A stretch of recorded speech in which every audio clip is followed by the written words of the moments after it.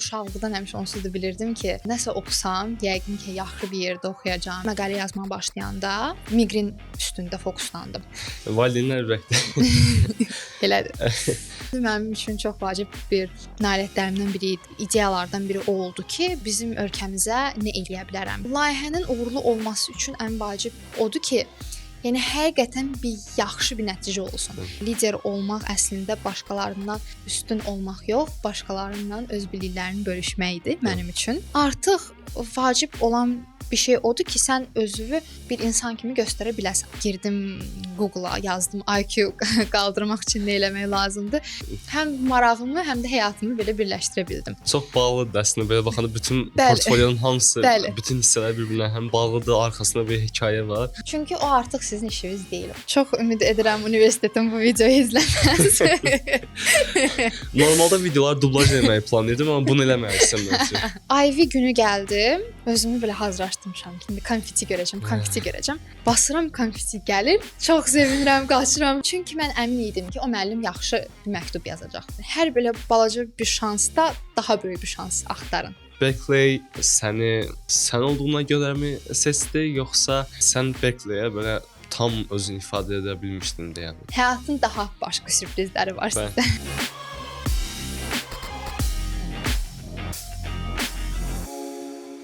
Salam dəyərli izləyicilər. Bugün verilişimizdə qonağımız çox dəyərli və istedadlı bir gənc Leyla Ağayevadır.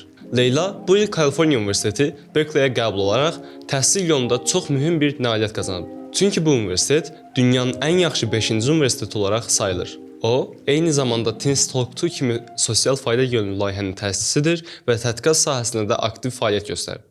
Salam, necəsən? Xoş gəlmisən kanalımıza. Gəldiyin üçün təşəkkür edirik. Çox sağ ol. İstərsənsə elə bizim bir standart strukturumuz var ki, elə ilk öz hekayəni danışmağa başlasan yaxşı olar ki, harda təhsil almısan və hansı məktəbdə təhsil almısan, hansı fənlər sənə daha yaxın idi? Təbii ki, bəli. Birincisi, təklif üçün həqiqətən çox sağ olun. Bugün burada olmaq mənim üçün böyük bir şərəfdir. Mən Leyla Ağayeva hal-hazırda Landau məktəbində oxuyuram, bitirirəm. Deməli, 7-ci sinifə qədər, 8-ci sinifə qədər dövlət məktəbində oxumuşam və ondan sonra 8-dən sonra Landau məktəbinə keçmişəm. Uşaqlıqdan elə həmişə bilmişəm ki, məni belə dəqiq fənlər maraqlandırır. Humanitar fənlərə çox da elə böyük fikir verməmişəm, önəm verməmişəm və elə oldu ki, elə axıra qədər öz seçdiyim, sevdiyim fənlərdən getdim və Neuroscience mecuruna qəbul olundum.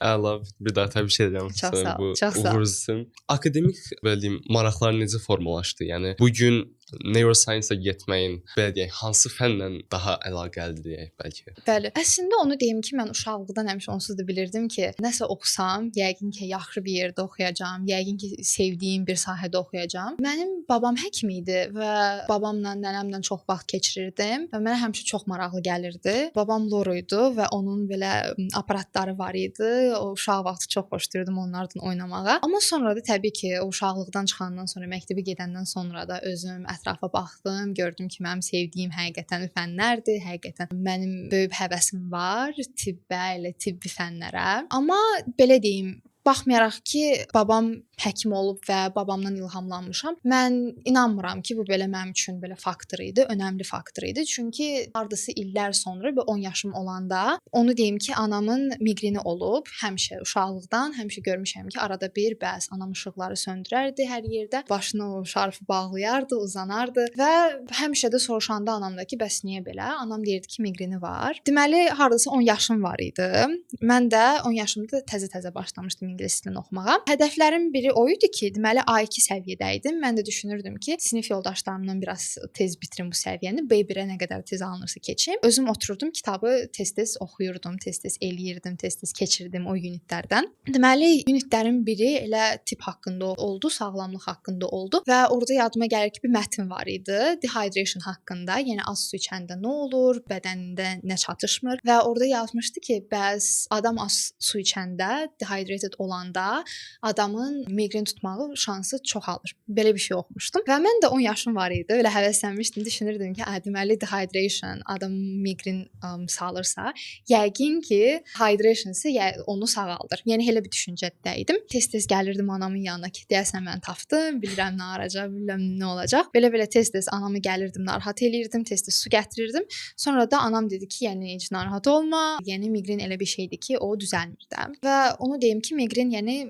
adamın başı ağrıyanda ona deyirlər də miqren. Yəni belə baxanda çox sadə bir şeydir. Amma yəni onun bir ilacı yoxdur. Və mənə həmişə çox maraqlı gəlirdi ki, bəs niyə belədir, bəs niyə elədir? Və hətta illər sonra məqalə yazmağa başlayanda miqren üstündə fokuslandım. Yəni fokusum o olmuşdu. Ona görə düşünürəm ki, yəni anamın o miqreni, hətta ondan sonra essələrimin birində də bu haqqda yazmışdım. Mənim üçün belə önəmli bir faktor oldu ki, bəs mən niyə bu mecra seçdim, niyə bu sahəyə getdim, niyə bu sahə ilə davam etdim. Yəni belə. Möhtəşəm bir hekayədir. Bir də bu xaricdə təhsil prosesində yanında olan və sənə dəstək olan müəllimlər, mentorların və ya valideynlərin hansı rolları oldu? Elə bir uşaqlıqdan həmişə belə sevib sevilən biri olmuşam. Mənə həmişə çox vacib olub ki, yanımdakı insanlar mənə dəstək göstərsinlər, mən də onlara dəstək göstərim. Və hətta məktəbdə bir neçə müəllim olub ki, onlardan çox yaxın bir əlaqəm olub və hətta elələri olub ki, məktəbdən çıxıblar, amma ondan sonra ona baxmayaraq mən onlarla davam etmişəm də o əlaqəni saxlamağa. Və təbii ki, onlar yəni çox böyük dəstək göstəriblər. Amma belə deyim, valideynin dəstəyin heç bir başqa bir şey vermir də. Valideynin dəstəyi həmişə başqadır. Valideynin dəstəyi həqiqətən çox vacibdir və anam həmişə mənə uşaqlıqdan dəstək göstərib, atam dəstək göstərib. Yəni bu yol özü çox çətin yoldur. Və hətta elə olub ki, anam, atam özləri də çox belə stres keçirdiblər, amma ona baxmayaraq həmişə yanımda bir valideyn olub ki, mənə dəstək göstərib. Yəni arada elə olub ki, anam stresə düşüb, atam həm ona, həm mənə dəstək göstərib. Ya da atam stresə düşüb, anam həm mənə, həm ona dəstək göstərib. Amma yəni düzdür, ikisi də bir anda bəlkə dəstək göstərməsədilər, həmişə elə olub ki, biri həmişə dəstək göstərib. Sadəcə rolları arada bir dəyişib. Valideynlər ürəkdə. Elədir. Berkeley qəbul üçün hansı akademik və qeyri-akademik fəaliyyətlərin olub? Deməli, onu deyim ki, Berkeley application-ı UC application sayılır, University of California application sayılır. Yəni Common App deyil və Common App-dan UC application-ın fərqləri çoxdur. Və fərqlərdən də biri odur ki, deməli bizdə Common App-da 10 yer extracurricular üçün verirlər və 5 yer isə awardlar üçün verirlər. Və sonra orada additional information sahəsi var. Orada artıq başqa bir nailiyyətləri yazıb göstərə bilərsən. Amma UC application delədir ki, sənə 20 yer verirlər və orada həm awardlar var, həm extracurricular var, həm yəni başqa bir nailiyyətlər var. Hamısını elə oraya yerləşdirməlisən. Additional information-a çox da önəm vermirlər və mən hətta xatırlayıram ki, deməli UC application bu il dekabrın 2-si idi. Common App-a baxmayaraq deadline-ı yanvarın 1-i idi. Mənim yadıma gəlir ki, dekabrın 2-si oturmuşam, indi hamısını bir-bir yazıram, hamısını bir-bir doldururam və bir anlıq görürəm ki, 20 yer var. 10 yer yoxdur. Həm də awardlar da var. Mən düşünürəm ki, bəs mən bunları bu qalan 5 yeri necə fillerdən doldurum da belə. Və başlayıram o 5 yerə həqiqətən maraqlı, həyatımın maraqlı bir hekayələri doldurmağa, yazmağa. İndi belə deyim ki, o mənim üçün 10 əsas extracurricular nə olub? Məqalə yazmışdım. Dediyim kimi, anam o vaxtları qardaşımı məktəbə aparıb gətirəndə görürdüm ki, maşın çox sürəndə başı ağrıyır, həmin miqrenləri çoxalır və mən də bir anlıq düşündüm ki, bəs görəsən bu mühit ətrafın nə dərəcəyə qədər miqrenləri bir üstünlüyü vardı, yəni nə dərəcəyə qədər miqreni çoxaldır, azaldır və mən onun üstündə işləməyə başlamışdım. Mənim mentorum var idi, bir PhD şagirdi ilə bir yerdə işləyirdim. Sadəcə onu deyim ki, məqaləni başlamamışdan əvvəl, bəs mənim sahəm biraz belə unikal sahə olduğuna görə mənə mentorum bəs demişdi ki, biz laboratoriyada işləyə bilməyəcəyik. Çünki hal-hazırda ölkəmizdə elə bir laboratoriya yoxdur ki, orada elə bir laboratoriyalıq işlər aparaq bu sahəyə uyğun. Ona görə literature based review yazdım. Başqalarının məqalələrini oxuyub, onları birləşdirib bir məqalə yazdım. Amma ona baxmayaraq çox qürur duydum. Yəni elə bir hiss yaşadım ki, düşündüm ki, yəqin ki, sadəcə anama yox da başqa insanlara faydam oldu. Əlbəttə. Və o, yəni mənim belə deyim, ən vacib ekstrakurikularımdan biri idi. Daha çox hekayəsinə görə də, yəni belə özünə görə yox. Sonra mənim üçün vacib ekstrakurikulardan biri o idi ki, məktəbdə student councilın prezidenti idim və bu yol mənim üçün həqiqətən çox vacib idi. Yəni məktəbə gəldim 8-ci sinifdə. Elə gələn kimi gördüm bizdə electionlar gedir, prezidentlər, ilk prezidentimiz seçilmişdi, vitse-prezidentlər mənə çox maraqlı gəldi və mən hətta məktəbə ilk dəfə gələndə təzə şagird idim.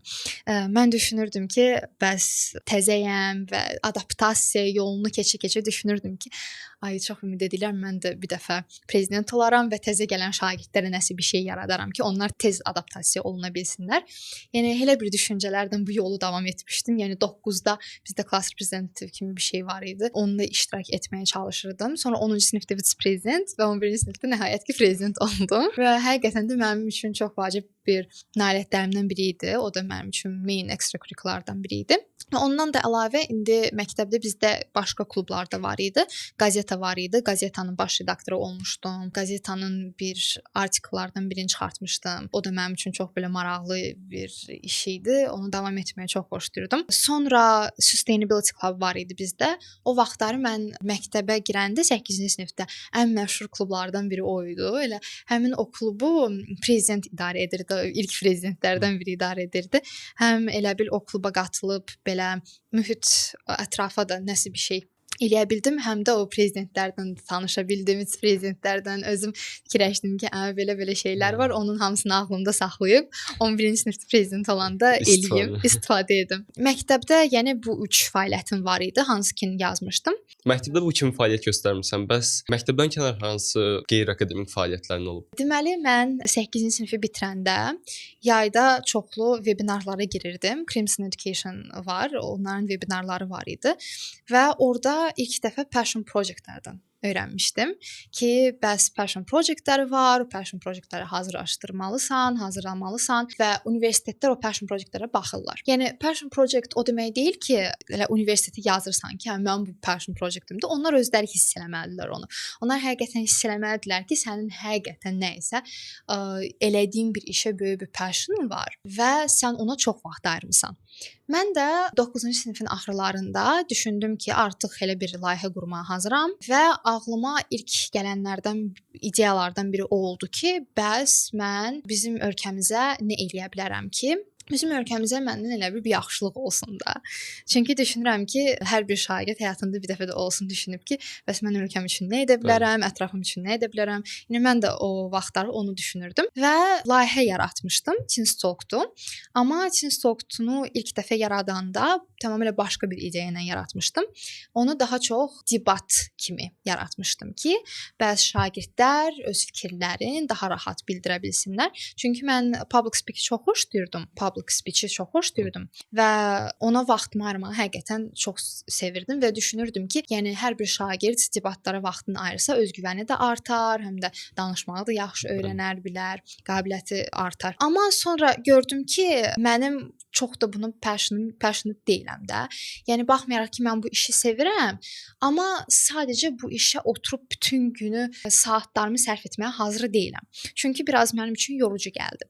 Və mən sonra başladım düşünməyə ki, bəs mən nə edə bilərəm ki, mənim üçün həqiqətən yəni çox maraqlı gələr və düşündüm ki, bəs mən çox istəyirəm ki, nə vaxtsa biliklərimi bölüşüm. Yəni gənc insanlardan, Azərbaycandakı olan şagirdlərdən biliklərimi bölüşüm. Təbii ki, düşündüm ki, tələbə olduğuma qədər gözləməyim. Tələbə olana qədər də mən başlayım yavaş-yavaş öz biliklərimi bölüşməyə. Və dediyim kimi, mən ilk 7 ilimi dövlət məktəbində keçirtmişəm və dövlət məktəbindən çıxandan sonra dostlarımla çox yaxşı aram var idi. Onların birinə yazmışdım ki, bəs bizim dövlət məktəbdə, bizim məktəbdə hər hansı bir şagird olar ki, xaricdə təhsildə maraqlansın. Top universitetlərdən maraqlansın. Və təbii ki, dostlarım bir neçə şagird tapmışdı.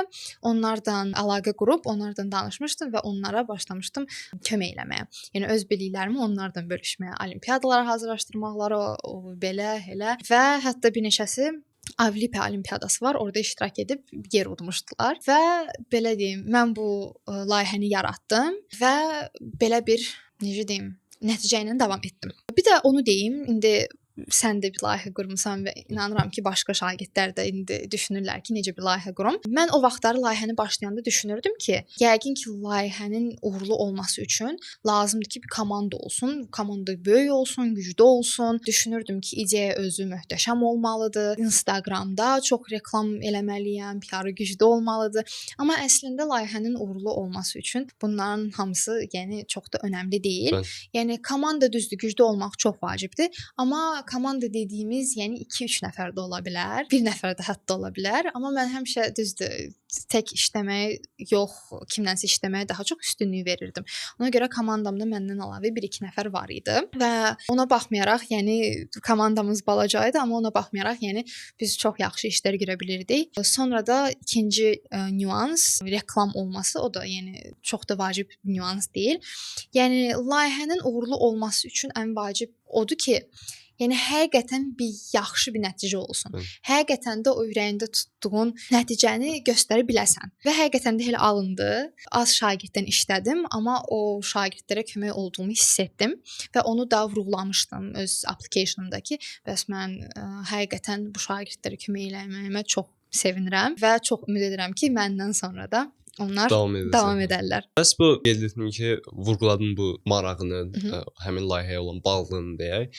Onu tam olaraq necə vurğuladın? Yəni universitetin o admission office-də oturan bir nəfər sənin applicationına baxanda necə hiss etdin? Deməli, mən onu necə vurğulamışdım? Webinarlarda qatılanda eşitmişdim ki, esse yazanda ya belə deyək də, hansı bir nailiyyəti vurğulamaq istəyəndə çalış onu elə vurğula ki, sırf mən bunu eləmişəm kimi yox, mən bunu eləyib nə öyrənmişəm kimi. Mən də təbii ki, bu layihəni davam edə-edə çox şey öyrənmişdim.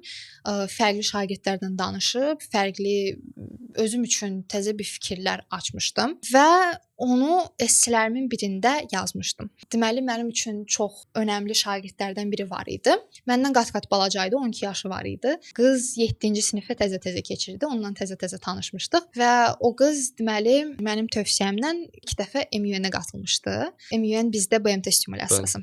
Ona qatılmışdı və qız mənə test yazırdı, deyirdi ki, çox narahatam, bəs mən əmin deyiləm, iştirak edə biləcəm, iştirak edə bilməyəcəm. Mən də demişdim ki, heç narahat olma, gəl sənə kömək eləyim. Ona kömək eləmişdim və qız çox sevinmişdi ilk dəfə orada çıxış eləyəndə. Mən də layihəni başlayanda özümə bir məqsəd qoymuşdum ki, yəni başqalarından nəticə almaq üçün yox, yəni onların sevinməyi mənə yetərli olacaq. Yəni elə bir məqsəd qoymuşdum ki, həqiqətən həvəsli şey olsun. Yəni həqiqətən kimi mentorluq eləsəm, o həvəslənsin də. Yəni mənə maraqlı deyildi ki, sonra sabahsı gün bunu xatırlasın, mənə tez-tez sağ olun bildirsin. Amma ona baxmayaraq qız həmin gün layihədən MUN-dən çıxdı, gəldi mənə böyük bir mesaj yazdı, təşəkkürümü bildirdi. Mənim üçün həqiqətən çox belə səmimi gəlmişdi. İlk dəfə idi ki, belə böyük bir mesaj alırdım, belə təşəkkürlər alırdım.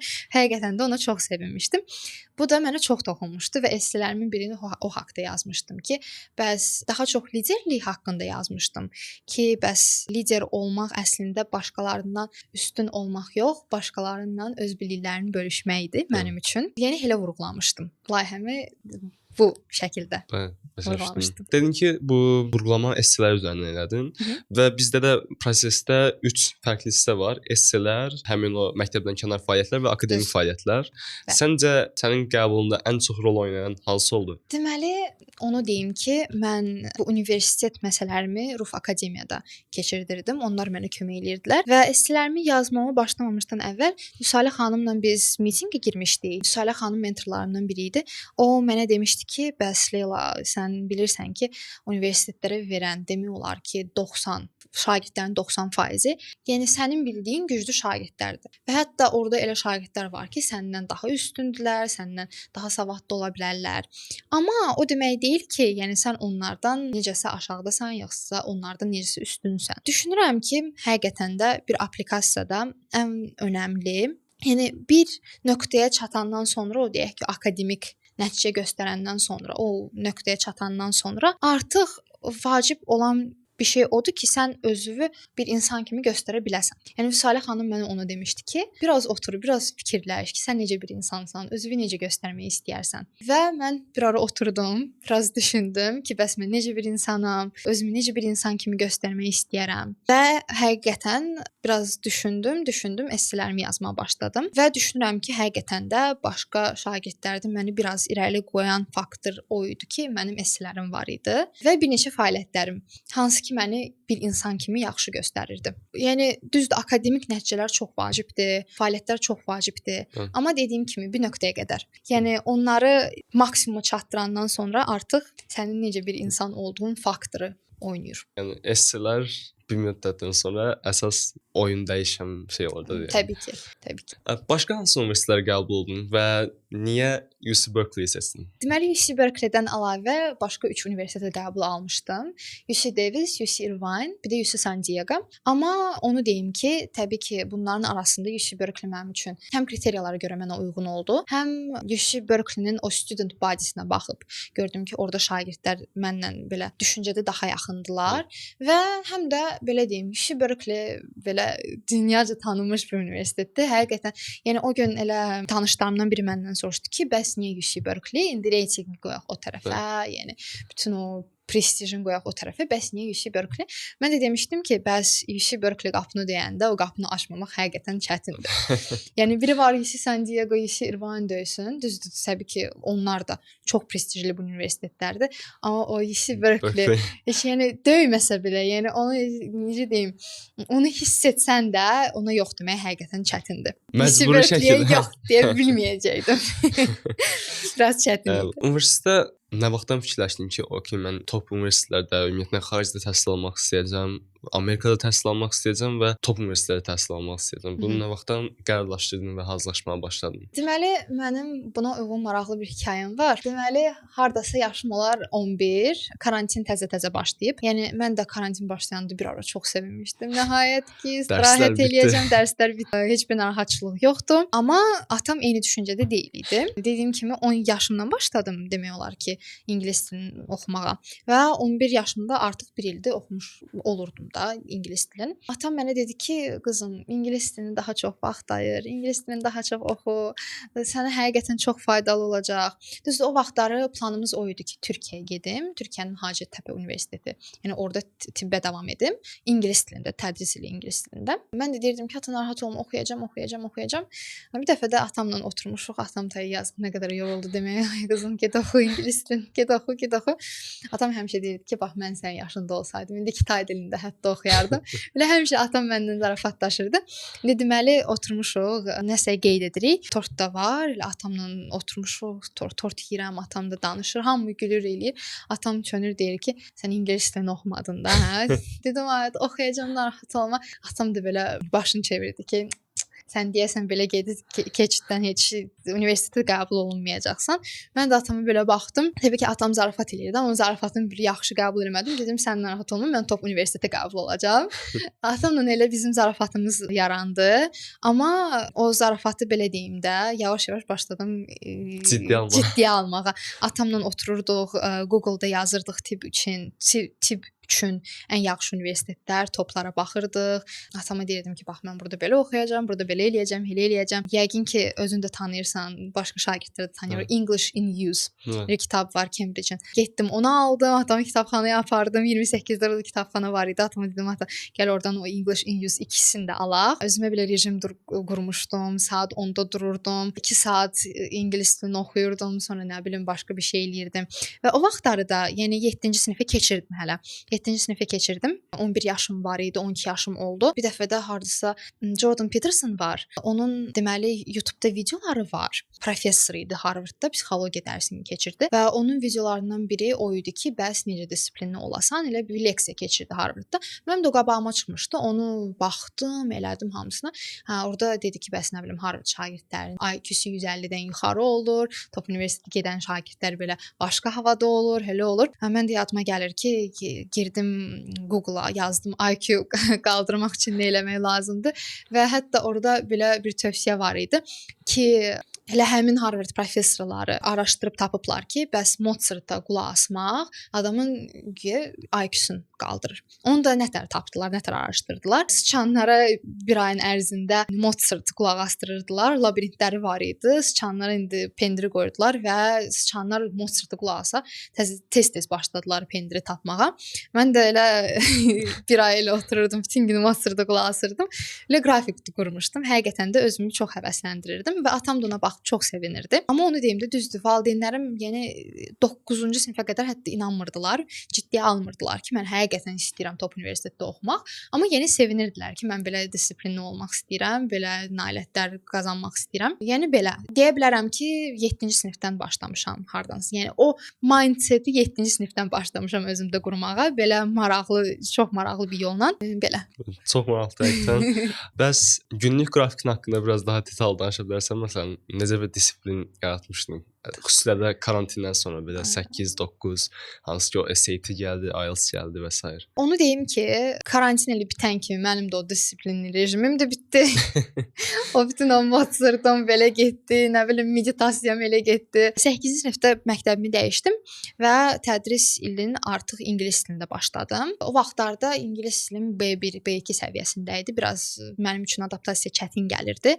Ona görə o disiplini unutdum bir anlıq. Yəni çox vaxt elə olurdu ki, axşamları, gecələri qalırdım, dərs oxuyurdum, ingilis dilimi düzəldirdim. Amma yəni onların hamısı keçir. Yəni hamısı düzəlir, hamısı yaxşı olur. Hətta indi yəni oturub xatırlaya bilmirəm də o vaxtları keçirdiyim stresi xatırlaya bilmirəm. Baxmayaraq ki, o vaxtları mənim gözümə çox böyük gəlirdi o stres. İndi yəni hər şeyi unutmuşam. Yəni onu demək istəyirəm ki, baxan şagirdlər bilsinlər ki, bunların hamısı keçicidir.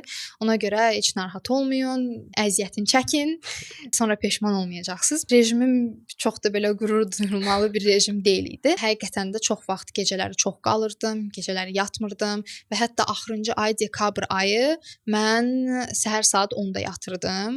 10-da yatıb saat 2-də dururdum. Təzədən yenə işlərimlə məşğul idim, esselər yazırdım. Onu elirdim, bunu elirdim. Yəni həqiqətən adama biraz abartı gəlir. Elə bil hər şey adamın üstünə düşür. Amma dediyim kimi, heç yəni bir neçə ay keçib, amma heç birdən xatırlamıram. Hətta indi yəni o əziyyətimi, necə deyim, sevincin yaşayıram. Heç yadıma düşmür ki, necə otururdum, ağlayırdım, necə anamla stres keçirdirdim. Yəni heç biri yəni artıq yadıma düşmür. Bu əziyyətli prosesin sonunda bir portfolyo yarandı və bunu doğru şəkildə təqdim etdin ki, müsbət nəticə aldın. Bəs səncə bu portfolyoda ən belə diqqət çəkən, diqqət cəlb edən hissə hansı idi? Deməli, dediyim kimi, UC application-da 20 yer verirlər. Comnapa baxmayaraq, Comnapa 10-dur, burada 20-dir, həm avortlar, hər şey. Mən deməli 10 əsas ekstrakurikularımı yazdım, doldurdum. Sonra avortlarım var idi 5 dənəsini doldurdum və axırda bir 5 yer var idi. Mənim də mentorum Mexni xanım mənə dedi ki, bəs Leyla, burada 5 yer qalıb, gəl onu yəni istifadə edək. Nə olursa olsun, yəni nə xoşlayırsansa yaz. Hə. Mən də düşündüm ki, olsun, yazım. Deməli o 5 yerdən nağardım. Biri o idi ki, deməli bu yay mən çox vaxtımı Daimgeldə keçirtdim. Daimgeldə də niyə keçirtdim? Çünki onların təzə uşağı doğulmuşdu. Körpə idi. Yayda artıq 4 aylıq, 5 aylıq idi. İndi artıq böyüyüb, amma o vaxtları balacaydı və onunla vaxt keçirtmək mənə çox maraqlı gəlirdi. Həm ona görə ki, onsuz da bilirdim ki, artıq yəqin ki Amerikaya gedəcəm, çox görə bilməyəcəm bunu. Hər gələndə görəcəm ki, böyüyüb, biraz pis olacağam, kədərlənəcəm. Ona görə özümə söz vermişdim ki, yayda ondan çox vaxt keçirdəcəm. Və onunla çox vaxt keçirdirdim. Yəni onun hər gün təzə öyrənməyim prosesində iştirak edirdim. Hər gün təzə bir şey öyrənirdi, nə bilim özü üçün təzə bir şey yaradırdı, eləyirdi. Mənə çox maraqlı gəlirdi və düşündüm ki, ekstrakurikularımın birini onu kimi yazım ki, bəs yayımı balaca dayım oğlunun dalınca baxdım ki, necə böyüyür, nə eləyir. Babysitting kimi də tamamilə yox. Amma yəni onun böyüməyi mənə çox maraqlı gəldi. Yəni həm həm onu biraz majorıma uyğunlandırdım ki necə, yəni mənə uşaq beyni maraqlı gəlməyə başladı ki, uşaq beyni necə böyüyür, necə düşünür, onu vurğuladım biraz. Həm belə özümü bir insan kimi göstərə bildim, həm də şagird kimi göstərə bildim. Həm marağımı, həm də həyatımı belə birləşdirə bildim. Çox bağlıdır əslində belə baxanda bütün portfolionun hamısı, bütün hissələr bir-birinə həm bağlıdır, arxasında bir hekayə var ki, düşünürəm ki, onların da axtardığı şeylər odur ki, həqiqətən arxasında bir hekayə olsun portfolionun. Bəli. Sonra da ikinci aktivite kimi o vaxtları mən beyin elmlərindən əvvəl maraqlanmaya başlayanda yuxu ilə çox maraqlanırdım ki, bəs yuxunun fiziki forması yoxdur, amma sonra bir neçə ildən sonra ilk dəfə yuxunun şəkli çıxmışdı. Belə mənə çox maraqlı gəlmişdi və mən şəkillərə həmişə çox önəm verirdim. Niyə? Çünki mənə həmişə çox maraqlı gəlirdi ki, necə adam zamanı tuta bilmir, amma bizim telefonlarımız, fotoaparatlarımız o zamanı tuta bilir. Onun belə elmi tərəfindən çox maraqlı gəlirdi mənə və çox maraqlanmışdım. Həmişə də bir neçə ad günümə atamdan istəmişdim ki, mənə fotoaparat alsın.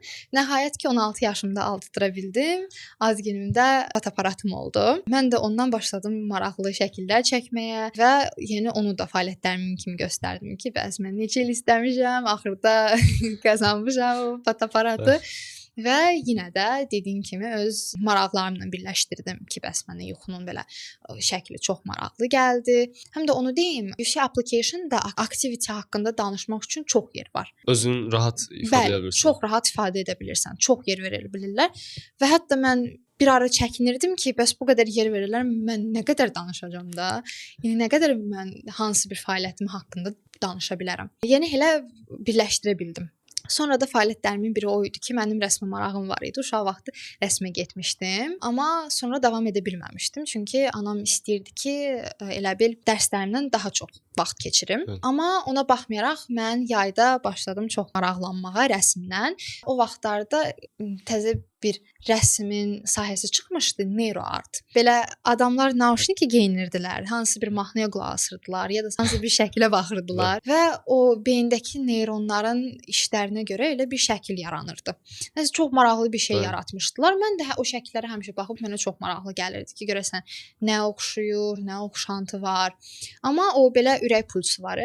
Biraz ona da oxşarlıq var. Yəni şəkillər nisbətən bir-birlərinə oxşuyurdu. Və mən xüsusilə o neuroartda maraqlanmaya başladım və onu da description-da yazmışdım ki, bəs beləlikcə mən uşaqlıq, keçmiş, unudulmuş passionumu belə indiki sevdiyim majora birləşdirə bildim. Yəni belə doldurmuşdum o qalan yerlərimi və mən düşünürəm ki, həqiqətən mənim onlara özümü bir insan kimi göstərməyim böyük bir rol oynadı. Çünki biz çox vaxt elə bil hansısa common app-i dolduranda ya da hansısa müraciəti dolduranda birinci növbədə düşünürük ki, o komissiyada oturan insanlar bizim sadəcə nailiyyətlərimizə baxmaq istəyir. Mən sonra da anladım, başa düşdüm ki, əslində onlar sinifə uyğun bir şagird axtarırlar. Yəni belə deyim də, siz indi yəni hər hansı bir insan məktəbdə oturub onun sinifində fərqli-fərqli şagirdlər olub. Eləsi olub ki, belə necə deyim, ciddi olub, eləsi var ki, belə sevincli olub, eləsi var ki, həmişə dərsini oxuyub, eləsi var ki, dərsinə az vaxt ayırıb, amma yəni çox belə uğurlu olub. Yəni bunlar hamısını onlar bilirlər. Yəni onlar bir applikasiyanı oxuyanda, yəni ona baxmırlar ki, sən nə qədər güclü şagirdsən. Sadəcə baxırlar ki, yəni beyinlərində bir vision tuturlar. Yəni onlar düşünürlər ki, belə deyək, nəsə bir sinif görürük. Bu sinifdə necə bir insanlar görmək istəyirik. Və əgər belə deyək, ciddilər artıq dolubsa, onlar artıq başlayırlar daha belə deyim, ekstravert şagirdləri axtarmağa. Yəni düşünürəm ki, həqiqətən adam özünü bir insan kimi göstərməlidir onlara ki, onlar bilsinlər hansı kateqoriyaya şagird uyğundur və elə beyinlərində tutduğu imaginary sinifə sizi uyğunlaşdıra bilsinlər. İndi biraz bu xarici təhsil prosesində mentorların dəstəyi və belə deyək, resurslara əl çatmamlıq haqqında danışaq. Sən bayaq da qeyd elədin, biraz daha həmin proses haqqında detal danışmanı istəyirəm ki, mentorlarla necə çalışırdın və onların sənə tam olaraq necə yardımlar dəyirdi? Deməli, bu ilin əvvəlindən 11-ci sinifin əvvəlindən mən Ruf Akademiya ilə işləməyə başladım. Vüsalə və Mehin xanımla. Onlar mənə çox kömək oldular. Yəni elə bil esseləri yazmamışdan əvvəl vebinarlar keçirdilər. Vebinarlarda elə ümumi məlumat aldım. Orda yəni beynimdə tutdum, bir ideya yaratdım ki, bəs mən bundan sonra necə davam edəcəm? Və bundan sonra da vebinarlar bitəndən sonra da başladıq esselər yazmağa və Mehni xanım da essələrimin hamısını oxuyub rəy bildirirdi, fikrim verirdi və onun fikrinə uyğun mən dəyişikliklər edirdim. Nəsə əgər belə deyək, unikallıq az idisə, o esseyə çalışırdım ki, unikallıq əlavə edim, ya da belə deyim, əgər essedə nəsə bir qrammatik səhv var idisə, o yönəldirdi, kömək eləyirdi. Yəni hər bir növ fikrimi bildirirdi. Və onu da bildirmək istəyirəm ki, indi bizdə bir neçə şagirdlər var ki, düşünürlər ki, xaricdə təhsil elədi ki, hansısa bir kompaniyaya yaxınlaşsan, onlardan kömək istəsən, onlar sənə elə bir şəkildə bütün prosesi onlar edəcək. Bütün prosesi eləyəcəklər. Yəni esselər və oturub sənin yerivə yazacaqlar, applikasiyanı sənin yerivə dolduracaqlar, amma bu səhv bir düşüncədir, elə olmalı deyil. Və hətta siz əgər düşünürsünüzsə ki, bu insanların sizdən qat-qat çox, belə deyim, qat-qat təcrübələri varsa, onlar daha yaxşı bir esse yaza bilərlər. Əslində o düzgün düşüncə deyil də. Çünki essenin yaxşı olması unikallıq, yəni insanın özündən asılıdır. Öz hekayənizi ən yaxşı elə siz özünüz danışa bilərsiniz. Yəni o təcrübədən asılı olmayan bir şeydir. O necə deyim, ingilis dilini yaxşı bilmək, bilməkdən asılı bir şey deyil. Belə. Onların işi sadəcə yəni məsləhət vermək ki, belə bir şey ola bilər və ya burada qrammatik cəhətdən belə edə bilərsən, qısalda bilərsən, uzalda bilərsən. Belə yəni sən də dediyin kimi, yəni bizim həyatımızı bizdən yaxşı heç kəs bilə bilməz. Bir də bundan danışaq ki, bu kimi mentorluq xidmətlərinə və belə deyək, resurslara tam əl çatmayan, yəni maddi və fiziki cəhətdən hansı bir problemlər yaşayan şəxslər bu necə həll edə bilərlər ki, bu problemi nələr etməlidirlər ki, bu mentorla birgə çalışmağı kompensasiya edə bilsinlər? Deməli, buna uyğun məncə mənim 2 dənə belə deyim tövsiyəm olacaq. Biri onu deyim ki, yəni nə qədər də yaxşı mentor olsa, nə qədər də belə deyim sizin köməyiniz olsa, siz özünüz yəni iş qoymalısınız. Çalışmalısınız, araşdırmalısınız, baxmalısınız ki, sizin üçün nə uyğundur, nə uyğun deyil. Amma əgər belə deyək də mentora indi çox da belə əl çatmırsa, mən 2 dənə bu tövsiyəni verim. Biri odur ki, sosial şəbəkədə indi hal-hazırda internetdə istənilən informasiya var. Sadəcə biraz yaxşı axtarmaq lazımdır. Mən bir vaxt dedim, indi dediyim, mən o vaxtları 8-ci sinifi bitirəndə Crimson Education'ın vebinarlarına qatılırdım. Crimson Education'ın vebinarları pulsuz olur çox vaxt. Düzdür, arada elə olur ki, rus dilində də ola bilər, amma çox vaxt ingilis dilində də vebinarlar olur. Mən tövsiyə edirəm ki, o vebinarlara qatılasınız. Sadəcə Crimson Education-ın yox. Yəni sosial şəbəkədə fərqli indi hal-hazırda komandalar var ki, çalışırlar pulsuz şəkildə məlumat versinlər. Belə, Yəni onlar çalışırlar ki, şagird cəlb etsinlər, amma yəni o cəlb etmədən də istifadə edib o pulsuz resurslardan istifadə etmək olar. Düşünürəm. Və o mənə çox kömək eləmişdi və ümumi olaraq ilk informasiyanı o vebinarlardan aldım mən. Sonra yəni sosial şəbəkəyə uyğun onu deyim ki, bizim hər gün vaxt sərf elədiyimiz sosial şəbəkələr, Instagram, TikTok, YouTube-da həqiqətən çox resurslar olur. Çoxlu şagirdlər öz haqqlarında bloqlar çəkirlər, tövsiyələrlə bölüşürlər. Hətta bəzi şeylər də olur. Admission ofisində olan əvvəlki admission ofisində işləyənlər. Sən özün kimi belə layihələr keçirdirlər. Mən yəni o vaxtları belə bir problem yaşamışdım ki, telefonumda çox vaxt keçirdirdim və sosial şəbəkədə biraz çox vaxt keçirdiyimi düşünürdüm. Sonra düşündüm ki, əslində sosial şəbəkədən uzaqlaşmaq lazım deyil. Sadəcə sosial şəbəkənin o yaxşı tərəfindən istifadə etmək lazımdır. Və mən o yaxşı tərəfini istifadə etməyə başlayanda gördüm ki, həqiqətən dünyada o qədər şagird var ki, o qədər mentor var ki, öz tövsiyələrindən bölüşür. Yəni ona görə heç vaxt adam ruhdan düşməsin. Yəni həmişə sosial şəbəkənin o yaxşı tərəfindən istifadə etsin. İkinci tövsiyəm isə o olacaq ki, mən deməli 9-cu sinifin əvvəlində LinkedIn profili açmışdım özümə.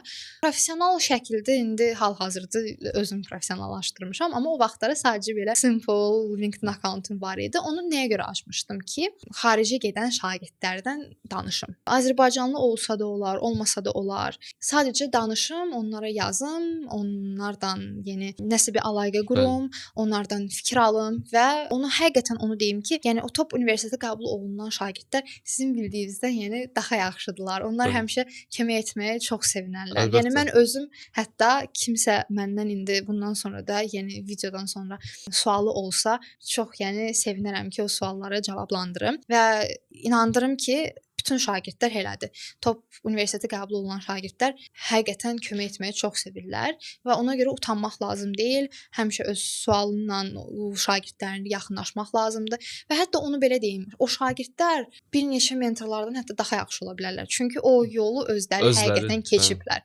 Yəni o stresi yaşayıblar, bilirlər ki, yəni bu işin içində olublar. Düzdür, elə mentorlar var ki, bu işi keçməyiblər, bu işə sonradan qatılıblar, amma bu şagirdlər, bu studentlər yəni işin içində əvvəldən var idilər. Ona görə həm bu emosional tərəfdən tövsiyələr verəcəklər, həm bu necə deyim, maddi tərəfdən, həm belə akademik tərəfdən, yəni hər şey. Bəli. Texnologiyanın yaxşı tərəfləridir. Bəli. Bu prosesdə ən hamısı çətindir əslində, amma ən çətini əslində esselərdir yəqin ki, çünki bilmirsən ki, sən yazdığın esse doğrudur, onu oxuyan insan necə düşünür, nə emosiya alır, nə fikirləşir. Bəs sən esselerini yazanda ilk kimə göstərirdin, kimdənsə rəy alırdınmı? Bəli, mən düşünürəm ki, həqiqətən də esseni kiməsə göstərmək, ondan rəy almaq həqiqətən vacib prosesdir. Amma bu suala cavab verməmişdən əvvəl onu deyim ki, birincisi düşünürəm ki, çox adama esselərimi göstərmək də çox önəmli deyil. Nəyə görə? Yəni gizlətmək cəhəti ilə yox, sadəcə rahatlıq cəhəti iləndir. Yəni mən tövsiyə edərdim ki, bir esselərinizi, deyək ki, mentorunuz varsa bir mentorunuzla, bir nə bilim valideyninizlə bölüşmək istəyirsə bir valideyninizdən, bir yaxın dostunuzdan bölüşün. Çünki artıq belə çox insanlar da esse mövzusunu oxuyanda sənə çoxlu suallar verməyə başlayır. Sən onda düşünürsən ki, görəsən mən həqiqətən özümü yaxşı burada ifadə edə bildim, yoxsa biraz pis ifadə edə bildim. Yəni ortada qalırsın. Həqiqətən elə olur, adamı biraz özgüvənini itirir. Mən öz esselərimi ən birinci bir yaxın dostum var idi, ona göstərirdim. Hətta göstərməkdən də əlavə ideyalarımı ən birinci ona deyirdim. Çünki o dostum məni hamıdan yaxşı tanıyırdı və mən dediyim kimi mənim ən birinci məqsədim esselərdə o idi ki, esseləri mükəmməl yox, Leylanın esseləri kimi oxunulsun. Və ona da təbii ki yazırdım, deyirdim ki, bəs UC application-da 8 sual var, 4-üm bu sualları seçmişəm. Səncə bu suallar mənə yaraşır? Deyirdi ki, yaraşır. Mən də deyirdim ki, bəs mən onda bu suala belə cavab versən mənə yaraşır. Görünür ki, hiss olunur ki, Leylanın cavabıdır, Leylanın sualıdır. O da deyirdi ki, hə, mən də elə ürəyim rahat davam edirdim, yazmağa başlayırdım. Son nəticəmi belə hər şey hazır olanda göstərirdim anama, mentordan əvvəl hətta. Göstərirdim anama deyirdim ki, mən bax belə bir şey yazmışam, belə bir şey düzəltmişəm, nə düşünürsən? Anam da təbii ki, bir ana olaraq pis rəy bildirmirdi. O da mənə ürəkləndirirdi, mən də mentoruma göndərirdim və mentorum da mənə geri dönüş edirdi. Yəni ona görə düşünürəm ki, həqiqətən vacibdir ki, siz öz esselərinizi bölüşəsiniz kimdənsə, amma sizi ən yaxın tanıyan insanlardan. Çünki yəni onlar sizə deyə biləcəklər də, budur yoxsa bu deyil. Əslində çox yaxşı vurğuladın. Elə mənim sualımla tam üst-üstə düşdü ki, 3 tərəf seçmisən ki, biri səni çox yaxşı tanıyır, da valideynlərlə daha yaxın tanıyır. Biri sənə emosional şəkildə dəstək olur. Digəri isə korreksiya edir və akademik tərəfdən baxır. Səncə bu üçündən hansı daha önəmlidir? Yəni hansının baxışı daha önəmlidir? Əgər bu 3 insandan birin seçmək məcburiyyətində olsaydım, yəqin ki, deyərdim ki, yaxın dost. Niyə valideyn demirəm? Çünki valideyn elədir ki, pis də olsa, sırf uşağı olduğuna görə onu pis görə bilməyəcək. Yəni anamdan inanmıram ki, bu günə qədər hansısa bir hətta pis essemdən aid bir şey eşitməmişəm. Anam həmişə tərifləyirdi, deyirdi: "Ay Leyla, sənin nə qəşəng düşüncələrin var, nə qəşəng belə düşünürsən." Ona görə adama biraz o aldadıcı gələ bilər, adam belə çox sevinə bilər, o başqa havalara gedə bilər, özünü itirə bilər. Mentor isə belə deyim də, mentor orada bir neytral insan kimi durur. Yəni perspektiv olaraq heç yaxında deyil, heç uzaqda deyil. Yəni sadəcə neytral bir insan. Və əslində belə baxanda komissiyaya ən yaxın olan fikri insan elə həmin mentor olar. Çünki mentor baxacaq, mentor korreksiya verəcək. Amma ona baxmayaraq mən inanıram ki, ən yaxın insan sırf səni ən yaxşı bildiyinə görə sənə rəy bildirə biləcək. Çünki əgər bir insan səni yaxşı tanıyırsa, həm o kritikadan da qorxmayacaq səni bildirməyə. Bəli. Həm o qorxmayacaq ki, səni tərifləsin, həm də yəni bu esse həqiqətən sənə aid olduğunu yadasa olmadığını bildirəcək. Əslində belə baxanda mentor ən belə necə deyim, məntiqli cavab kimi gəlir, neytral olduğuna görə. Amma esse yazanda heç vaxt düşünməyin ki, mən bunu necə yazım ki, neytral perspektivə belə yaxşı gəlsin. Çünki o artıq sizin işiniz deyil. O artıq sizin belə deyim də, işiniz deyil ki, siz fikirləşəsiniz ki, mən necə eləyim ki, komissiyada oturan məni sevsin. Çünki dediyim kimi, orada Unikallıqdan qaçmış artıq olur. bəli, onların artıq ağlında bir tutduğu bir şagird var. Belə deyim, şablonları var. Reallıq da odur ki, yəni bir insan heç vaxt bilməyəcək komissiyanın ağlında o tutduğu şablon şagirdi kimdir. Ona görə də həmişə çalışın ki, essedə səmimi olasınız, özünüz olasınız və həqiqətən o esse oxunulanda bilinsin ki, bu insan sənsən. Hətta belə bir şey verim, tövsiyə verim. Əgər hansısa belə sizə özəl olan işlətdiyiniz sözlər varsa, əgər sevdiyiniz hansısa bir, necə deyim, sözlər varsa, yəni sırf siz tez-tez istifadə etdiyiniz sözlər varsa, onu esselərdə hətta istifadə edə bilərsiniz. Çox maraqlı bir tövsiyə idi.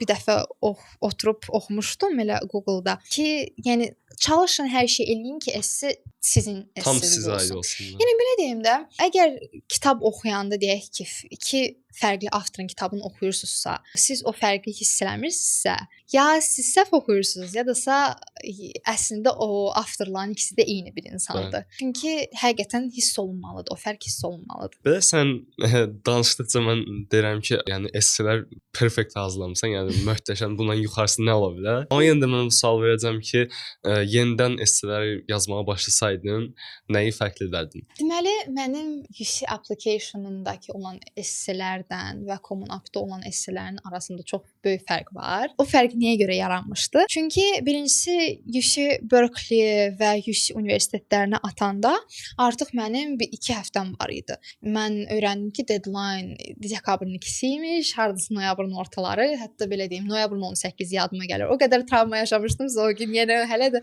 o günü xatırlayıram. Oturmuşduq, mən yazdım ki, bəs mən esselər yazmağa hazıram. Mənə Mehin xanım yazdı ki, çox gözəl hazırsan, onda 2 qat hazır ol, çünki 2 həftən qalıb. Mən də belə emosional olaraq özümü hazırlaşdırdım. Bir həftə düşündüm, yaxşı suallara baxdım və düşünürəm ki, əgər bu yolu təzədən keçsəydim, Common App-dakı esselərimi bu UC application-a daha uyğun yazardım. Çünki düşünürəm ki, indi o vaxtları UC application-ı göndərəndə rahatlaşdım ki, bitdi.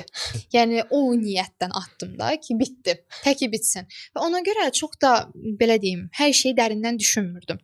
Sadəcə düşünürdüm ki, belə sual var, mən belə bir şey yaşamışam. Məni qəşəng izah edir. Mən özümü yaxşı ifadə edə bilərəm bundan. Yazmışdım, hazırlamışdım, yəni getmişdim. Amma Common App-i isə mən inanıram ki, özümü biraz belə daha ciddi bir insan kimi göstərməyə çalışırdım. Daha belə müdrik bir insan kimi göstərməyə çalışırdım. Amma yəni belə bir stereotip var ki, siz çox müdrik olmalısınız. Siz 16 yaşda, 17 yaşda həyatın nə olduğunu bilməlisiniz. Amma yəni bu elə deyil. Yəni orada komissiyada oturanlar da bilirlər ki, heç bir 16-17 yaşlı şagird həyatın nə olduğunu anlamır. Və ona görə bəlkə anlayırsınız. Bəlkə kimsə vaxtlı insanlardan, şagirdlərdən biri həqiqətən anlayır. O başqa məsələ. Amma yəni onsuz da reallığın bu olduğunu hamı bilir. Və sizdən çox da belə adamı düşüncəyə salan, adamı belə dərindən fəlsəfik belə bir şey heç kim gözləmir. Yəni hamı sizin necə bir insan olduğunuz bir esseni gözləyirlər və heç kim də bu yaşda o belə deyim, filosof Aristotel deyil.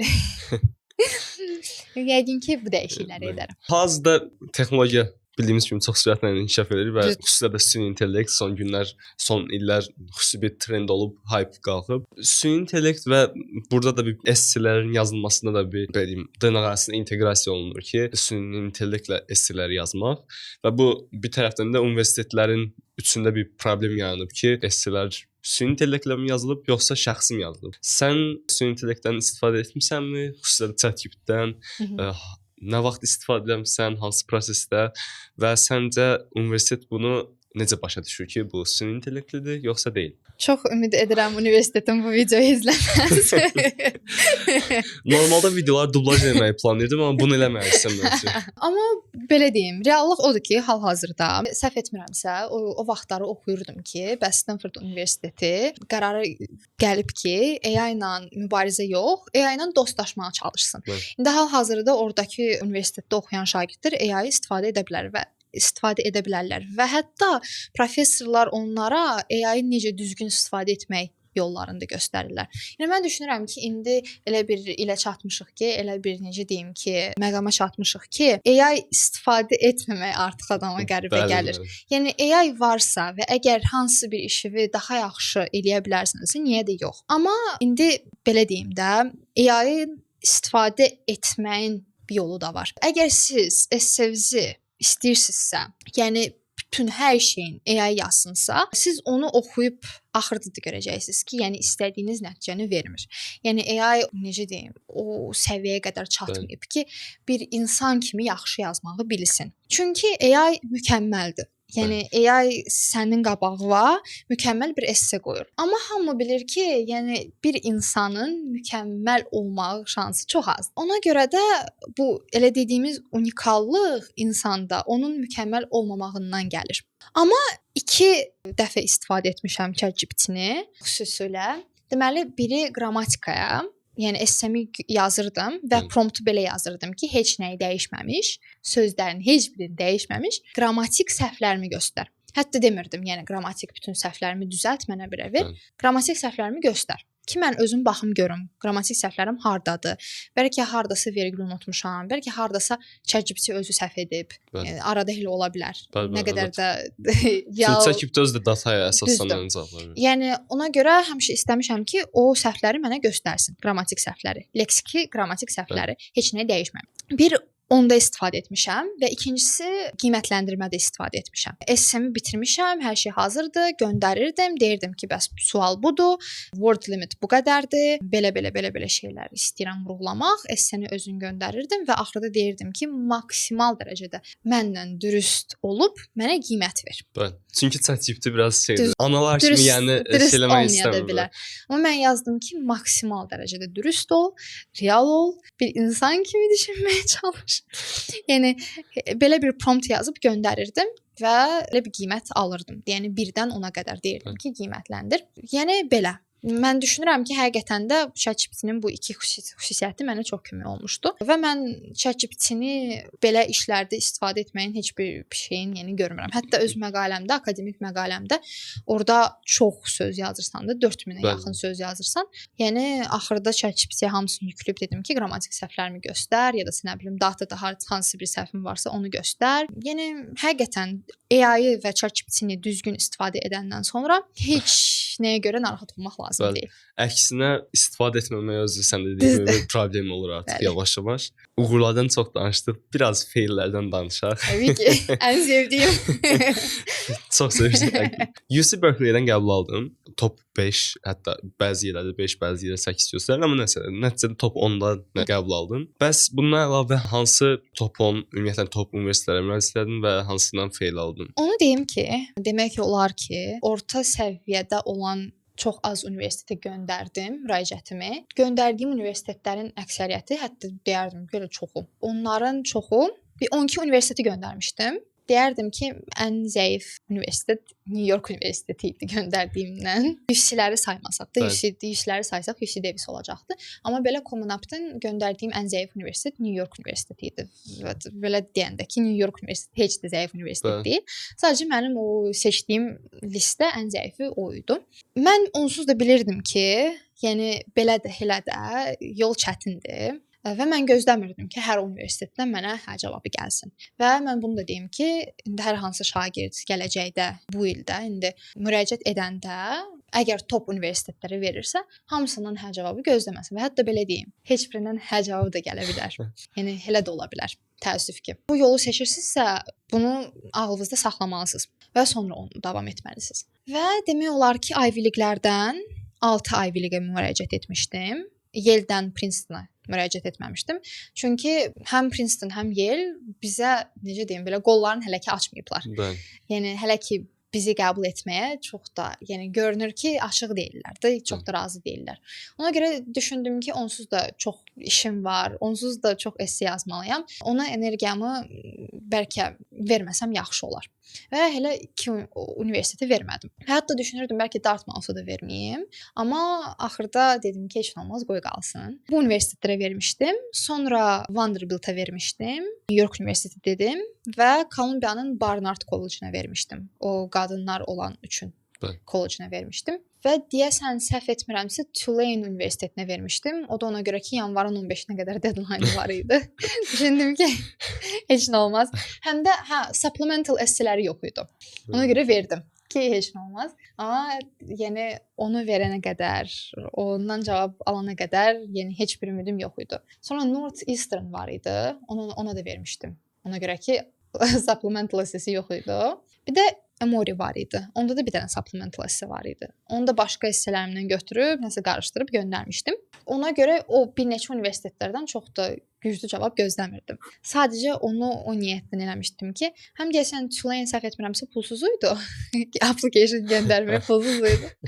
Yəni dedim ki, heç nə olmaz, şansımı sınayım. Amma mən belə də elə də bilirdim ki, financial aid vermirlər və financial aid vermədiklərinə görə çox mən bilirdim ki, onsuz da heç versələr də, verməsələr də, cavab gəlsə də, gəlməsə belə, sırf financial aid-ə görə yəqin ki, getməyəcəm. Ivy günü gəldi.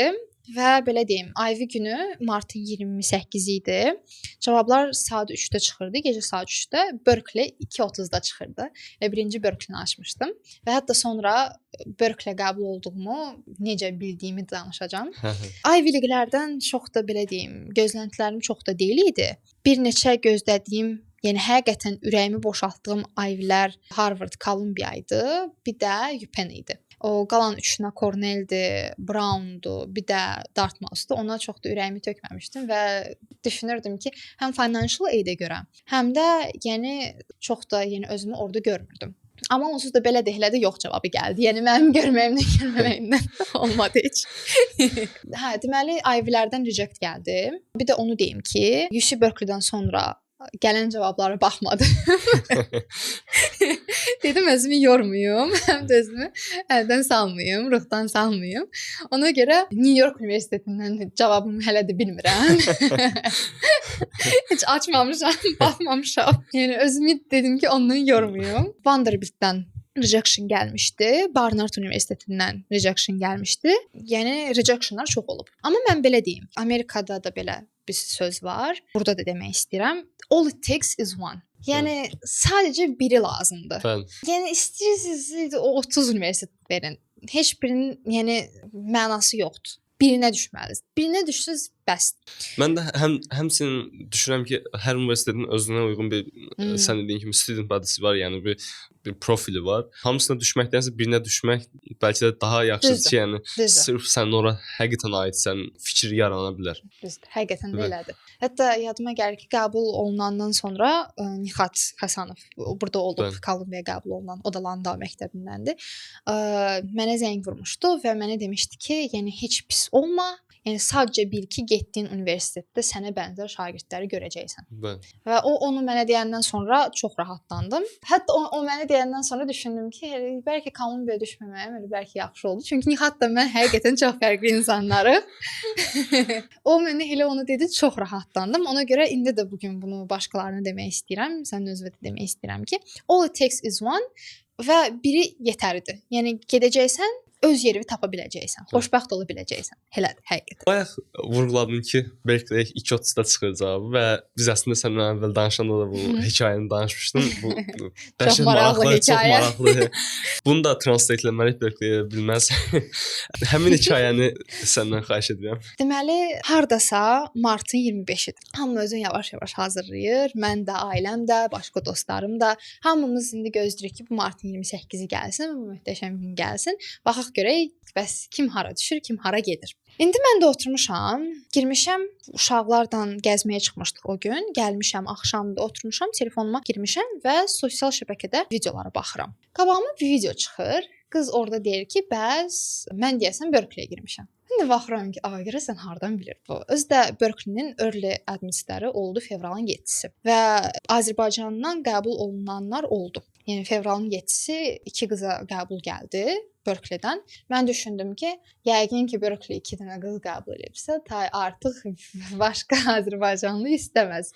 Sadəcə mən yox, həqiqətən çox şagird elə düşünürdü. Çox da artıq Berkeley-yə ümidlərimiz yox idi. Mən də biraz maraqlandım. Mən də biraz baxdım, araşdırdım, gördüm ki, demək ki, Berkeley-yə düşməyin 2 dənə, yəni Berkeley-yə düşüb-düşməməyin cavabı əslində bir neçə gün əvvəl öyrənmək olar. 2 dənə bir yol var idi. Birini artıq təsdiqlədilər ki, o yolu artıq düzəldiblər, tay bilməyəcəksən, bilə bilməyəcəksən.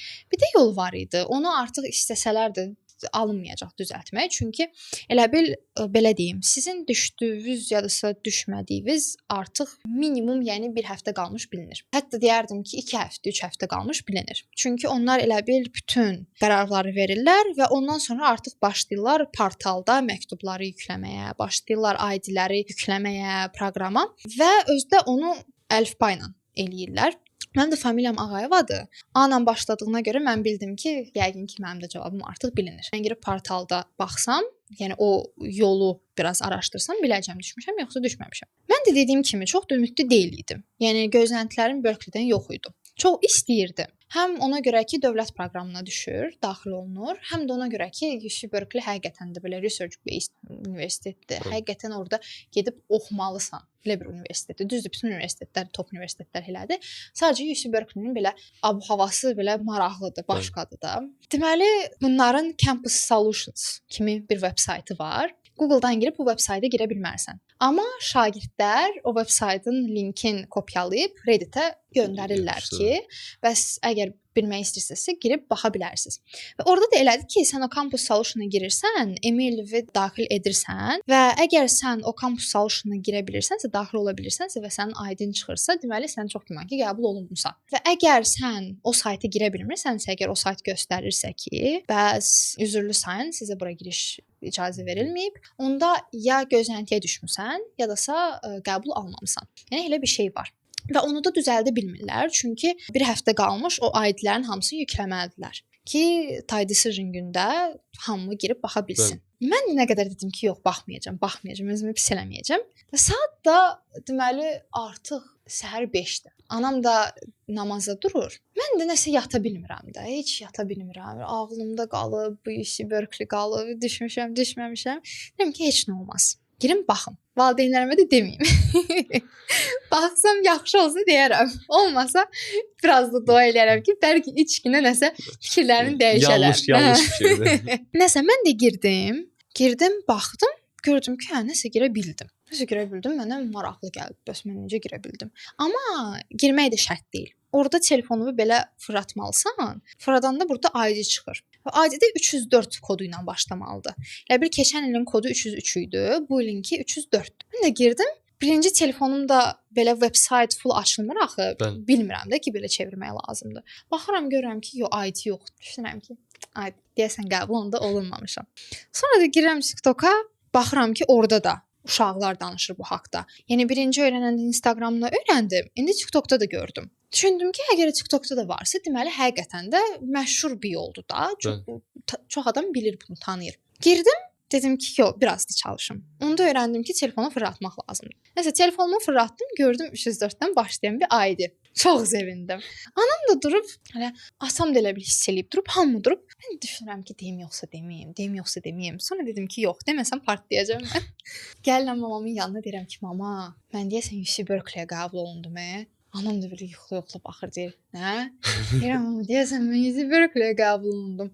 Onu da gördüm ki, atam gəlir belə baxır qulağızı. Deyirəm ki, belə bir yol öyrənmişəm və deyilənə görə bu yol həqiqətən düzdür. Hamımız otururuq, indi baxırıq, hamımız oturub baxırıq.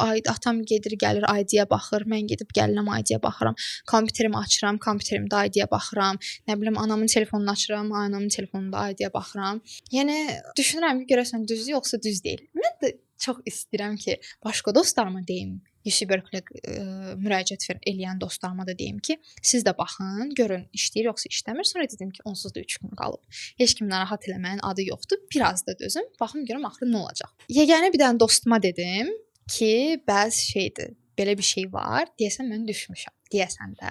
Həmin dostum müraciət eləməmişdi Amerikaya. Və həmin günü sırf UC Berkeley-yə görə gözləmişdi. Saat 02:30-a qədər məndən gözləmişdi bir yerdə. Fərid, əgər buna baxırsanız salamlar.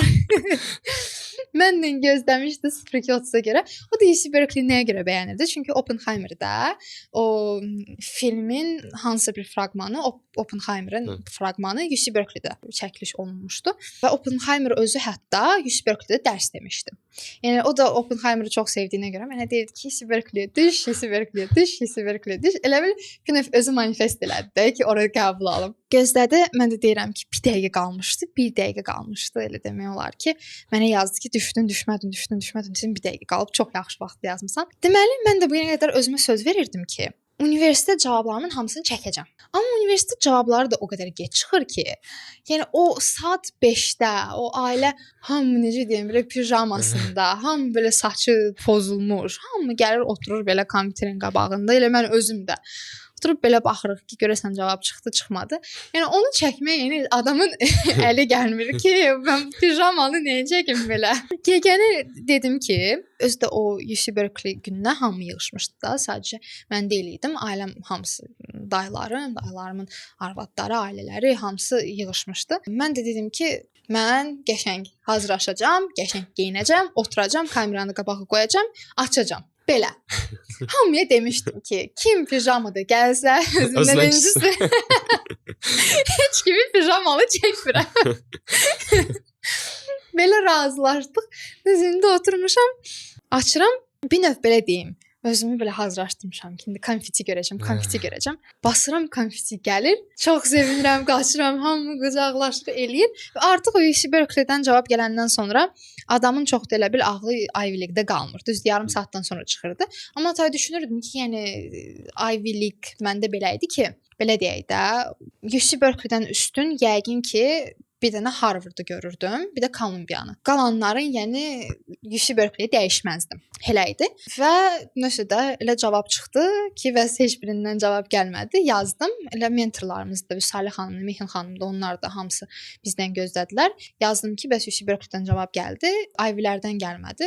Amma yəni heç kim pis olmadı. Heç mən də özüm yəni pis olmadım ki, bəs Ivy-lərdən gəlməyib. Çünki hamı onsuz da bilirdi ki, UC Berkeley həm belə dediyim kimi dövlət proqramına da daxildir, həm adı da qəşəngdir, prestiji də var, havası da yaxşıdır. Ona görə heç kim heç pis olmadı. Çox sevindik, çox. Mən də bu sevinc mənə biraz gec çatdı. Hardasa bir neçə saatdan sonra da o gün yata bilmədim, heç yata bilmədim. Və bir neçə dostum var idi ki, onlar da qəbul almışdı. Onlardan bir yerdə danışırdıq, eləyirdik. Yəni hamımız oturmuşduq, saat belə 4-ə, 5-ə, 6-ya qədər danışırdıq. Və ondan sonra ilk elədiyim şey o idi ki, girdim LinkedIn-ə. Girdim LinkedIn-ə.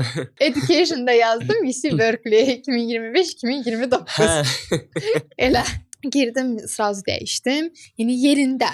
Yəni cavab gəldi. Hətta anama demişdim ki, bəs şeydir, qoyuram bura. LinkedIn-i bu tərəfdə açmışam, universitetləri bu tərəfdə açmışam. Cavab gələn kimi də silirəm. Web saytı silirəm. Elə axırda bu LinkedIn qalır. LinkedIn-də sразу götürürəm UC Berkeley. Sразу dəyişirəm. Və məndə elə bil məktəbim Landau məktəbi öndə gəlirdi. Mən də belə baxdım ki, ayda görəsən öndə saxlayım, yoxsa saxlamayım. Elə bil öndə də saxlamaq istəmirdim UC Berkeley ola. Amma sonra da düşünürdüm ki, nə tez unutdum məktəbimi, nə tez. Amma sonra dedim ki, heç nə olmaz. Başa düşərlər. Görən başa düşəcək. Anlayacaq məni. Götürdüm, ikinci plana atdım. UC Berkeley-i önə qoydum. Sразу da dəyişdim ki, bəzi şeydir. UC Berkeley 29. Elə elədim. Ki hamı ki bilsinlər. Artıq bütün portfolyo hazır oldu və artıq universitetlərə göndərirsən. Həmin o universitetlərə, daha doğrusu göndərmək istədiyin universitetləri seçərkən xüsusi bir strategiyadan istifadə edinmi? Məsələn, belə ən məşhur budur ki, ABC kimi 3 kateqoriyaya ayırasan. Biri ən top, məsələn, top universitetlər, B belə gəlmək orta səviyyəli, ya da ki, hə mütləq gələcək və financial aid-lə gələcək və s. Belə bir taktikadan istifadə etmisənmi? Bu taktikanı məncə xaricdə təhsil almaq istəyən şagirdlərin çoxu bilir və mən də bilirdim bu taktikanı və hətta bizdə webinarlar keçəndə bizə demişdilər ki, biri safety olsun, biri rich olsun, biri nə bilim dream school olsun. Amma mən çox da onu istifadə etmədim. Çünki mən düşünürdüm ki, elə bil Amerika universitetləri elədir ki, international şagirdlər üçün financial aid verən universitetlər çox azdır. Yəni o qədər azdırsa, adam barmağında saya bilər. Və bir neçə universitet var ki, dövlət proqramına daxildir. Mən düşünürdüm ki, mən əgər Amerikada təhsil alsam, təhsil almaq istəsəm, istəyərəm ki, əgər pulu olsa, yaxşı universitetin pullusunda oxuyum. Pulsuz olsa fərq etməz. Amma belə deyim, topda olmayan, top 100-də olan, top 50-də olan Amerika universitetlərinin demək olar ki, heç biri financial aid international şagirdlərə vermir. Ona görə mən də düşündüm ki, pullu, orta səviyyəli universitetlərdə oxumağın adı yoxdur. Mənim üçün yox idi. Çünki başqa ölkəyə verib, orada bizdə Hong Kong Universiteti var, başqa universitetləri var, Aziya universitetləri, ya Avropa universitetləri, hansı ki, reytinqdə daha üstündür və orada pulsuz oxumaq şansı var. Əgər o şans məndə varsa, yəni onunla davam edim. Ona görə mən seçəndə universitetləri üstünlük o universitetlərə verirdim ki, ya reytinqdə top yaxşı reytinqə sahib idilər, ya da international şagirdlər üçün financial aid verirdilər. Əgər ikisi də var idisə, çox mükəmməl. Saxlayırdım. Qalsın bu. Qalsın. Hətta elə universitetlər var ki, çox da belə deyim, görünüm yox idi o universitetlərdə, Vanderbilt kimi. Amma international şagirdlər üçün aid verirdi. Yəni deyirdim ki, bəlkə ona görə saxlayım. Həm də bir dənə supplemental essay var idi. Mən düşünürəm ki, şagirdlər mənim bu dediklərimi buraxsa yaxşı olar. Çox da mənə qulaq asmayın. Bu nöqtədə qulaq asmayın. Amma yəni həqiqətən də mən düşünürəm ki, Amerikada da belə bir şey var. Go big or go home. Yəni risk eləyirsənsə, yaxşı bir şey risk elə və qarantiyalı bir işə risk elə. Əgər belə deyim, orta səviyyəli, həm də pullu, biraz mənasız gəlir də adama. Ona görə mən də dedim ki, həm valideynlərimə yük olmasın, həm də yəni ürəyimcə olsun. Dedim ki, yəni belə bir yol seçim. Top, financial aid, dövlət proqramına daxil. Yəni hamının o istədiyi universitetlər. Hamının o ağlında tutduğu universitetlər. Dövlət proqramına müraciət necə oldu bəs? Yəni bu prosesi biraz izah edə bilərsənmi? Necə müraciət etdin? Hansı sənədlər lazım oldu və s. İntervyuya hələ dəvət olunmamışam, çünki o günlərdə verdim demək olar ki, müraciəti göndərdim. Çünki onlarda elədir ki, nə qədər tez müraciəti göndərsənsə, o qədər də tez səni intervyuya çağırırlar. Mən də ona biraz hazır deyil idim. Ağlımda tutmamışdım ki, dövlət proqramı ilə verəcəm hansısa bir universitetə. Çünki bir dənə Stanforddan UC Berkeley var idi. Qalan universitetlər hansı ki dövlət proqramına daxil idi, onlar ya qəbul eləmirdilər şagirdi Azərbaycandan. O Yale, Princeton çox da belə açıq deyil idilər. Bir də o dövlət proqramına daxil olan qalan universitetlər isə artıq özləri financial aid verirdilər. Yəni o Harvard idi, MIT idi, düzdür MIT-yə verməmişdim. Amma yəni o universitetlər artıq verirdilər. Elə yeganə iki universitet idi ki, mənim listimdə hansı ki dövlət proqramı ilə olacaqdı. Stanford, UC Berkeley. Ona görə məlumatı dövlət proqramı haqqında qəbul olunan kimi başladım araşdırmağa. Fərqli şagirdlərdən danışdım ki, bəs intervyu necə olur, necə suallar soruşurlar, hansı dokumentlər lazım olur. Amma belə müraciət etmək çox asandır. Yəni çox çətin deyil idi. Sadəcə onu deyim ki, 2 dənə yəni məlumat verim ki, şagirdlər bilikli olsun. Arayış lazım olur, tibbi arayış. Onu indidən bilsinlər, yəni poliklinikada analizləri versinlər vaxtında ki, arayış almaq çətin olmasın. Bir də IELTS imtahanının sertifikatın mütləq kursdan gedib götürün. Mən Bərçində vermişdim IELTS imtahanımı və fiziki sertifikatımı götürməmişdim. Çünki düşündüm ki, lazım olmayacaq. Yəqin ki, belə elektron forma yetərli olar. Amma dövlət proqramında istəyirlər ki, elektron forma dan da əlavə fiziki forma olsun. Bərçinin özündən təsdiqləsin. Belə baxanda, yəni çox da çətin bir nüanslar deyil. Mən çox da adama qorxulu gəlmir. Çünki dövlət proqramı deyəndə adam biraz qorxur, düşünür ki, qorxuludur, bəlkə alınmaya bilər. Amma dediyim kimi, hər şey əslində adamın situasiyaya necə baxdığından asılıdır. Yəni hətta çətin bir işə də belə necə deyim, rahat gözlə baxsaz, rahat olacaq. Ona görə hələ ki buna aid tövsiyələrim yoxdur. Bəlkə gələcəkdə intervyunu keçib qutarsam, uğurlu olsa ona uyğun da tövsiyələrimi verərəm. Amma hələ ki onu demək istəyirəm ki, o bizim bildiyimiz kimi, başqalarının düşündüyü kimi qorxulu bir proses deyil. Yəni çox rahat, çox yaxşı və hətta belə deyim, artıq bu işin ən çətin prosesindən keçmisiniz. Bəli. Yəni bundan sonra dövlət proqramı adama qorxulu gəlmir. Çox təşəkkür edirəm. Bir də recommendation letterlər haqqında sual soruşum ki, bu məktublarda maraqlı bir hekayən varmı? Yəni çünki bundan əvvəlki danışdıqlarında demək olar ki, hər bir universitetin müraciət prosesinin hər birinə aid çox maraqlı hekayələr bölüşdün. Spontan. Əminəm ki, yəni burada da var. Buyur sözündə. Deməli, recommendation letterlar Common-App-da necə işləyir və ümumiyyətcə başqa universitetlərdə. Çox vaxt 2 məktub istəyirlər və bir dənə məktub istəyirlər konsuldan.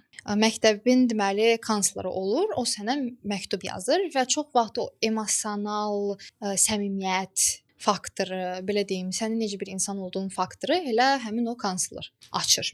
2 dənə məktub isə müəllimdən olur. Çox vaxt tövsiyə edirlər ki, biri humanitar fənlərdən olsun, müəllim, biri də dəqiq fənlərdən olsun, elmi fənlərdən olsun və bir neçə elə universitetlər var ki, icazə verir ki, adır rekomendatorlar olsun. Çox vaxt nə bilim, əgər şahmatdan məşğul olursansa, şahmat müəllimin göndərə bilər nəsə, ya da Dartmouthda elə var idi ki, dostun sənə yaza bilər, göndərə bilər.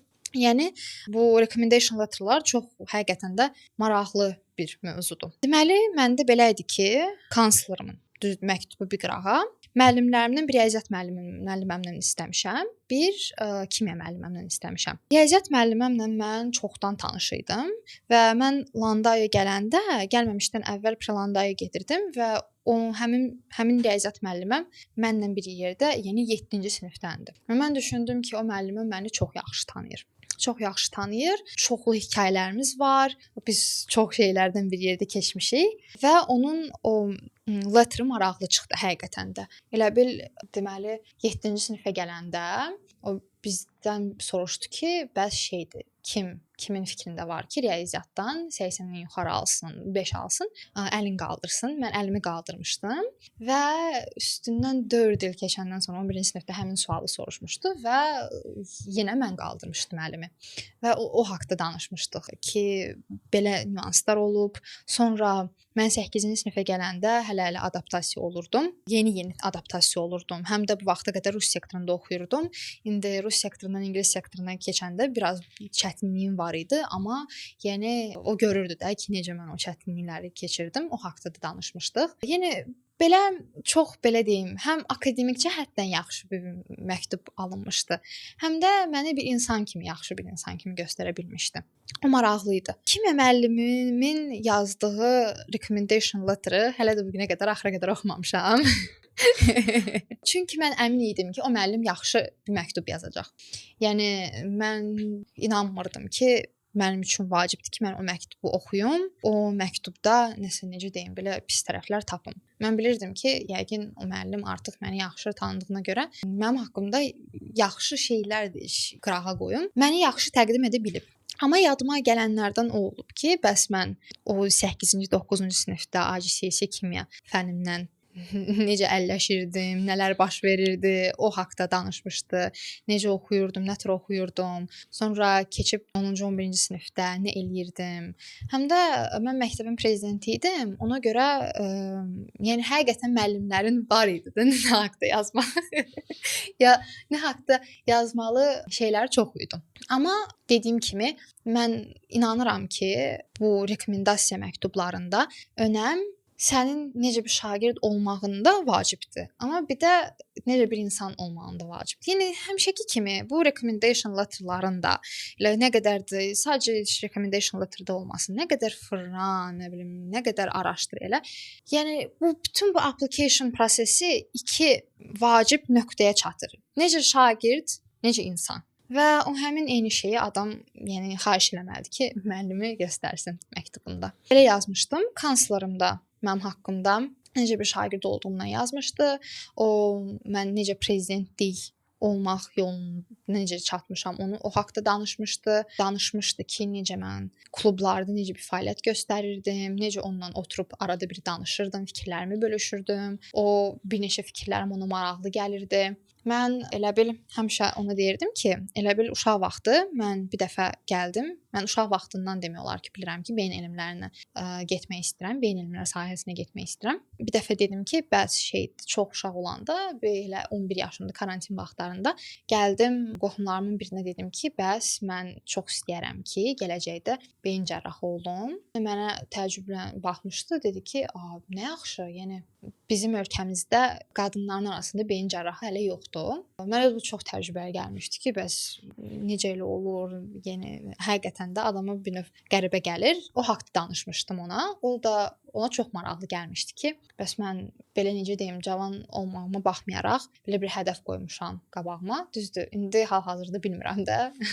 O yola getmək istəyirəm yoxsa getmək istəmirəm. Daha belə tibbi sahəyə getmək istəyirəm, beyin elmlərinin, yoxsa daha deyim belə praktiki sahəsinə getmək istəyirəm. Onu hələ qərarlaşdırmamışam, amma ona o təcrübəli gəlmişdi. O haqqda da yazmışdı.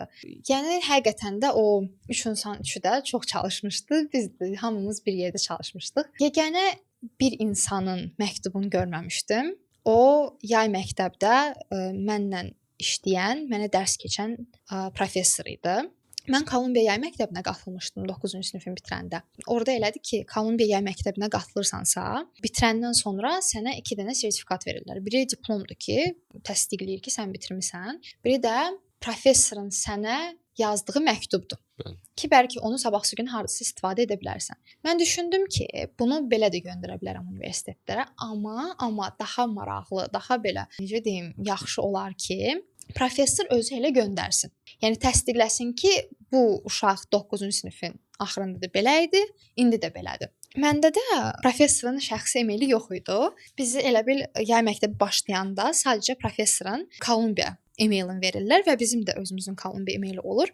Amma elə bil bir müddətdən sonra adam itirir də o Kolumbiya e-mailin şifrəsinin. Sonra Duo Mobile'dan girirsən, təsdiqləyirsən ki, bu e-mailə aid olan şəxs sənsən. Belə-belə mən də telefonumu dəyişmişdim. Heç cür onunla əlaqə saxlaya bilmirdim. Girdim Google-a, yazdım professorumun adını. Sarah Linewand yazdım, gördüm ki, bəs yəqin ki, əgər bu qədər savadlı qadındırsa, hardasa adı çıxacaq. Və elə də oldu. National Health Institute Washington'da olan, çox belə necə deyim, məşhur olan tibbi kampaniyadan adı çıxdı. Və ondan da əlavə o Pensilvaniya Universitetini bitirmişdi.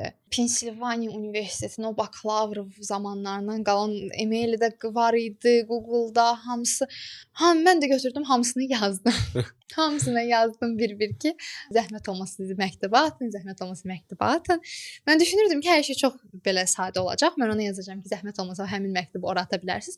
Amma yəni onun üçün eləmişdim də ki, ona rahat olsun. Amma mən ondan cavab gözləmirdim artıq. Dedim ki, yəqin ki, e-mailləri işləmir. Amma ondan cavab gəldi. Gəldi, şəxsi e-mailindən gəldi. Mənə dedi ki, bəzi şeydir, mən National Health Institute-da hal-hazırda associate professoram, full time professor deyiləm, sadəcə associate-əm. Dedim ki, heç narahat olmayın. Bizim üçün heç bir fərq yoxdur. Biz də məndən elə danışırdı ki, yəni mən full time professor deyiləm, bəlkə çox da mənim önəmim olmaz. Mən də deyirdim, heç narahat olmayın, heç narahat. Təki göndərin. Amma sağ olsun, mənə e-mail yazdı ki, gəl o məktubu sənə yeniləyim. Dedim, yaxşı gəlin. Dedi ki, bütün o mənə portfolyovu at, bütün mənə necə deyim, rezümevi at. Mən hamısını atdım. Sonra bir də ondan e-mail aldım ki, bəs mən göndərdim artıq. Ta mənə demədi, nə yazdım, nə dəyişdim, nə elədim, heç birini demədim. Bir də mənə ən axırıncı e-maildə yazmışdı ki, bəs sən qəbul alandan sonra zəhmət olmasa mənə denən harada qəbul olundum. Mən də elə o günləri ona yazmışdım. Qəbul alandan sonra ona yazmışdım və ondan cavab gəldi ki, bəs belə çıxdı ki, həmin mənim professorum UC Berkeley-də 7 il dərs deyib və hal-hazırda UC Berkeley-nin kampusundan 2 kilometr uzaqlıqda yaşayır. Mənə dedi ki, zəhmət olmasa Kaliforniyaya çatanda mənə yaz, gəl səndən kofe içək. Mən də çox sevindim ona, çox ki, ay nə yaxşı. Kaliforniyaya getməmiş, artıq özümə əlaqə tapmışam. Həqiqətən çox sevindim. Yəni dediyim odur ki, indi bilirəm ki, Azərbaycanda bu yay proqramları artıb. Yəni maraq artıb yay proqramlarına. Şagirdlər həqiqətən görürəm ki, çox aktivləşiblər. Çox istəyirlər ki, fərqli yay proqramlarına qatılsınlar və mənim də dediyim odur ki, həqiqətən dəyər. Yəni hətta orada tanıdığım insanlardan belə bu günə qədər danışıram. Bir dənə qız var idi. O qız Türkiyə idi, sadəcə Amerikada yaşayırdı. Amerikada böyüyüb eləyib. Mən deməli orada oturmuşdum. O qədər sevinc yaşadım qız mənə deyəndə ki, bəs mən anamdan soruşdum ki, qızın da familiyası Öztürk idi. Mən bildim ki, qız türkdür də. Qız bir də gördüm mənə Zoom-da private-də yazıb ki, sən Azərbaycanlısan. Mən anamdan soruşdum ki, bəs belə fərqli familiya var bizim qrupda, Ağayeva. Nəsə tanış bir familiya gəlmir. Anam da dedi ki, bəs Azərbaycanlıdır yəqin ki. Danış o qızdan. Elə tanış olduq. O günlərdə öyrəndim ki, qız Boston Universitetinə qəbul olub. Sonra bir dənə də tanışım var idi. İkinci elə bil international şagirdi idi bizim qrupumuzda. Qız Fransalı idi, Hong Kongda yaşayırdı və oradan qatılırdı dərslərə. O günləri elə mən UC Berkeley-yə düşdüyümü paylaşanda qız mənə yazdı, təbrik elədi. Mən də öyrəndim ki, bəs qız özü Michigan Universitetinə qəbul olunub, orada davam edəcək. Yəni bu yay proqramına gedənlər də çox vaxt yaxşı universitetə qəbul olunurlar. Yəni elədir.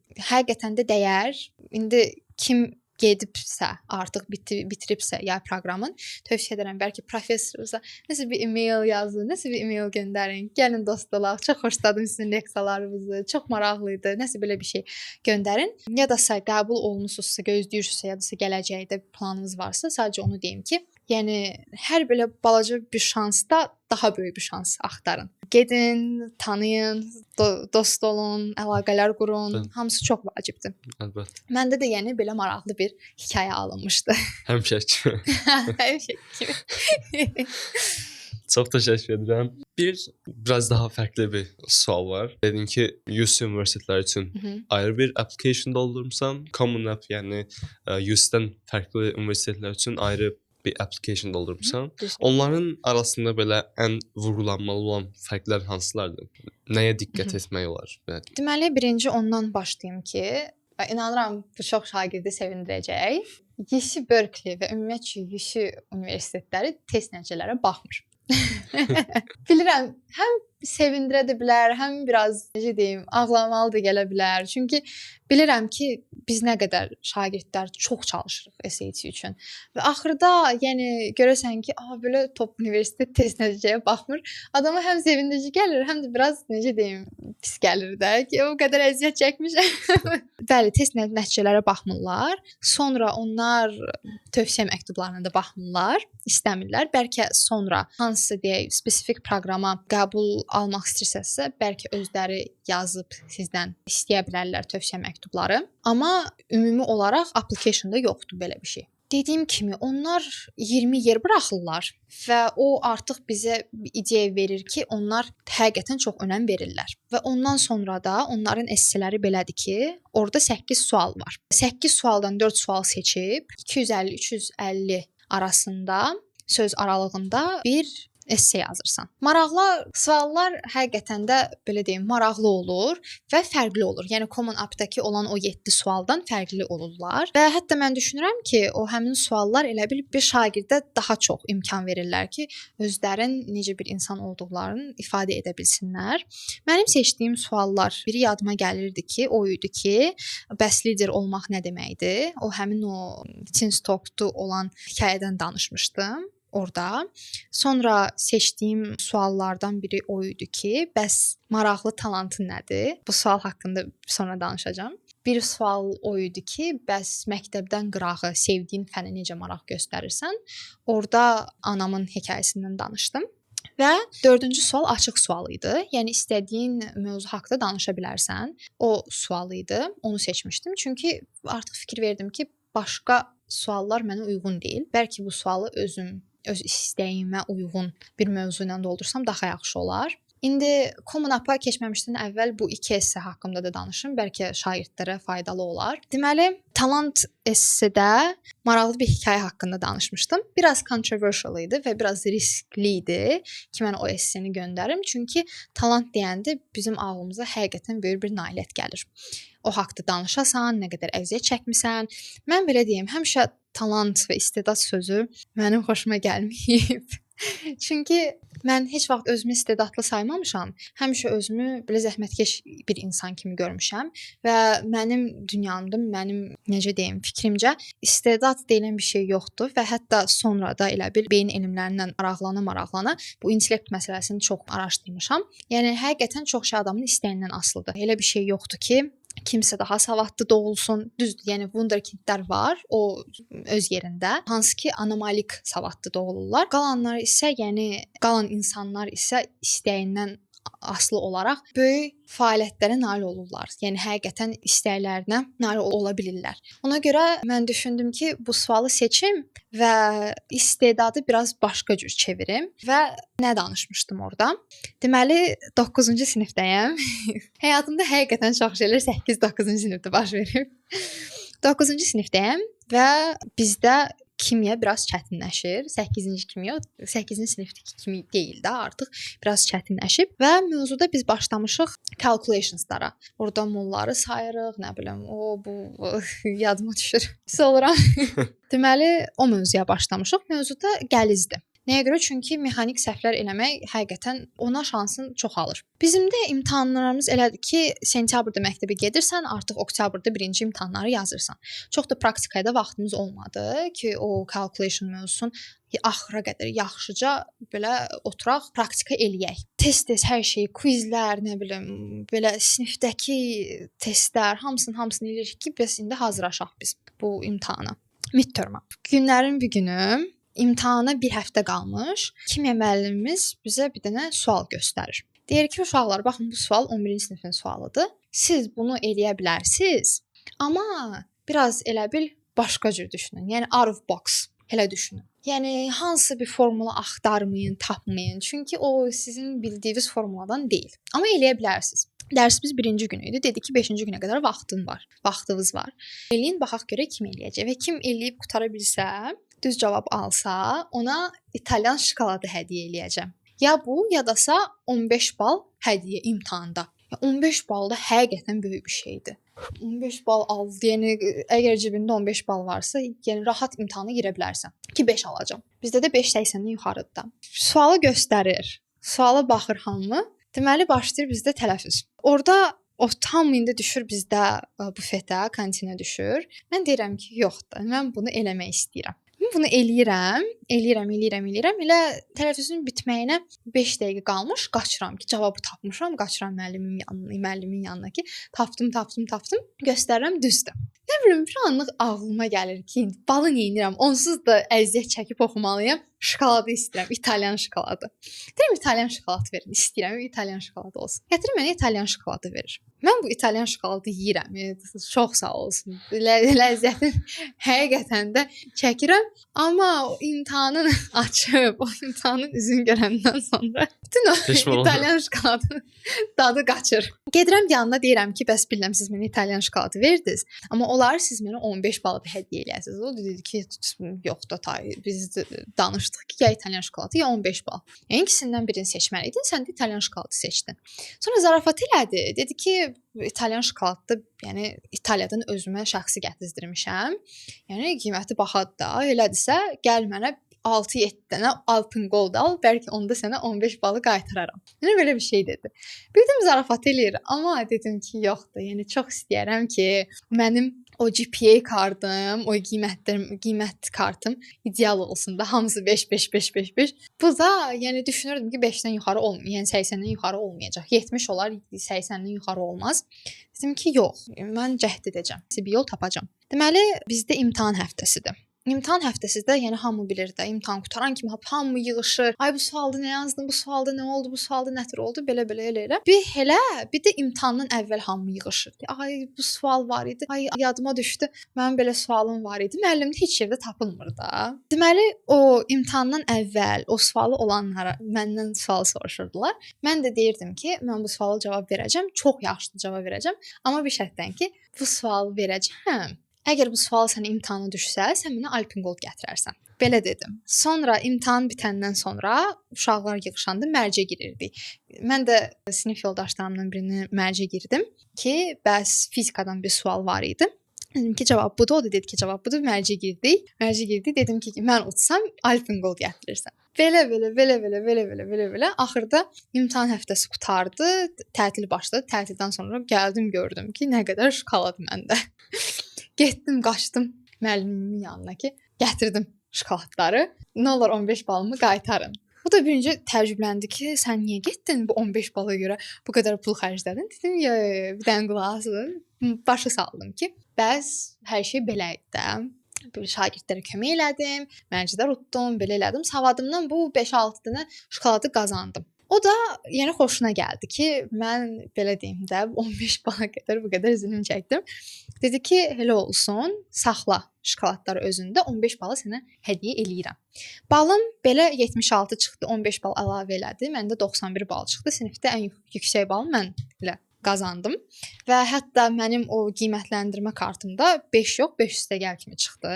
Çox qürur duyurdum və bunu öz bir talentim kimi yazmışdım. Bir istedadım kimi yazmışdım ki, düşünürəm ki, mənim istedadım odur ki, bəs mən situasiyalardan belə fərqli və stereotipik olmayan yollardan çıxıram. Və belə deyim, bu niyə görə riskli idi? Çünki mənə demişdilər ki, yəni bu suala möhtəşəm cavablar gəlir. Bu suala Aysefi udanlardan cavab gəlir. Yəni hazır ol. Amma mən dedim ki, yox. Yəni bu mənim necə bir insan olduğumu yaxşı göstərir. Necə hədəfli, necə məqsədli olduğumu göstərir. Dedim ki, heç nə olmaz, qoy qalsın. Qaldı. 4-cü essemə isə ölkəm haqqında yazmışdım. Belə maraqlı bir şey olmuşdu. Məktəbə başlamamışdan əvvəl, 8-ci sinifə başlamamışdan əvvəl valideynlərimlə getdik, Moskvada qaldıq biraz. Moskvadan gələndən sonra ölkəmdən özümü bir anlıq uzaq hiss elədim. Həm bu adaptasiya məndə davam edirdi. Təzə məktəbdə, təzə mühit, həm də özümü belə elə bil başqa ölkədə olandan sonra qəribə hiss elədim. İlk dəfə idi məndə belə. Azərbaycan tarix dərslərində nəsə belə fərqli olurdum, qəribə olurdum. Azərbaycan dil dərslərində də belə həvəssiz olurdum. Və günlərin bir günü bu Azərbaycan tarixi müəllimimiz gəldi. Bizə dedi ki, bəs gələn həftə çox vacib bir mövzu olacaq, çox maraqlı bir mövzu olacaq. Hazır olun. Demirəm nədir, deməyəcəm də. Amma sadəcə bilin ki, çox maraqlı olacaq. Və həqiqətən də elə oldu, çünki 9-cu əsrdəki intelligensiyalardan danışdıq.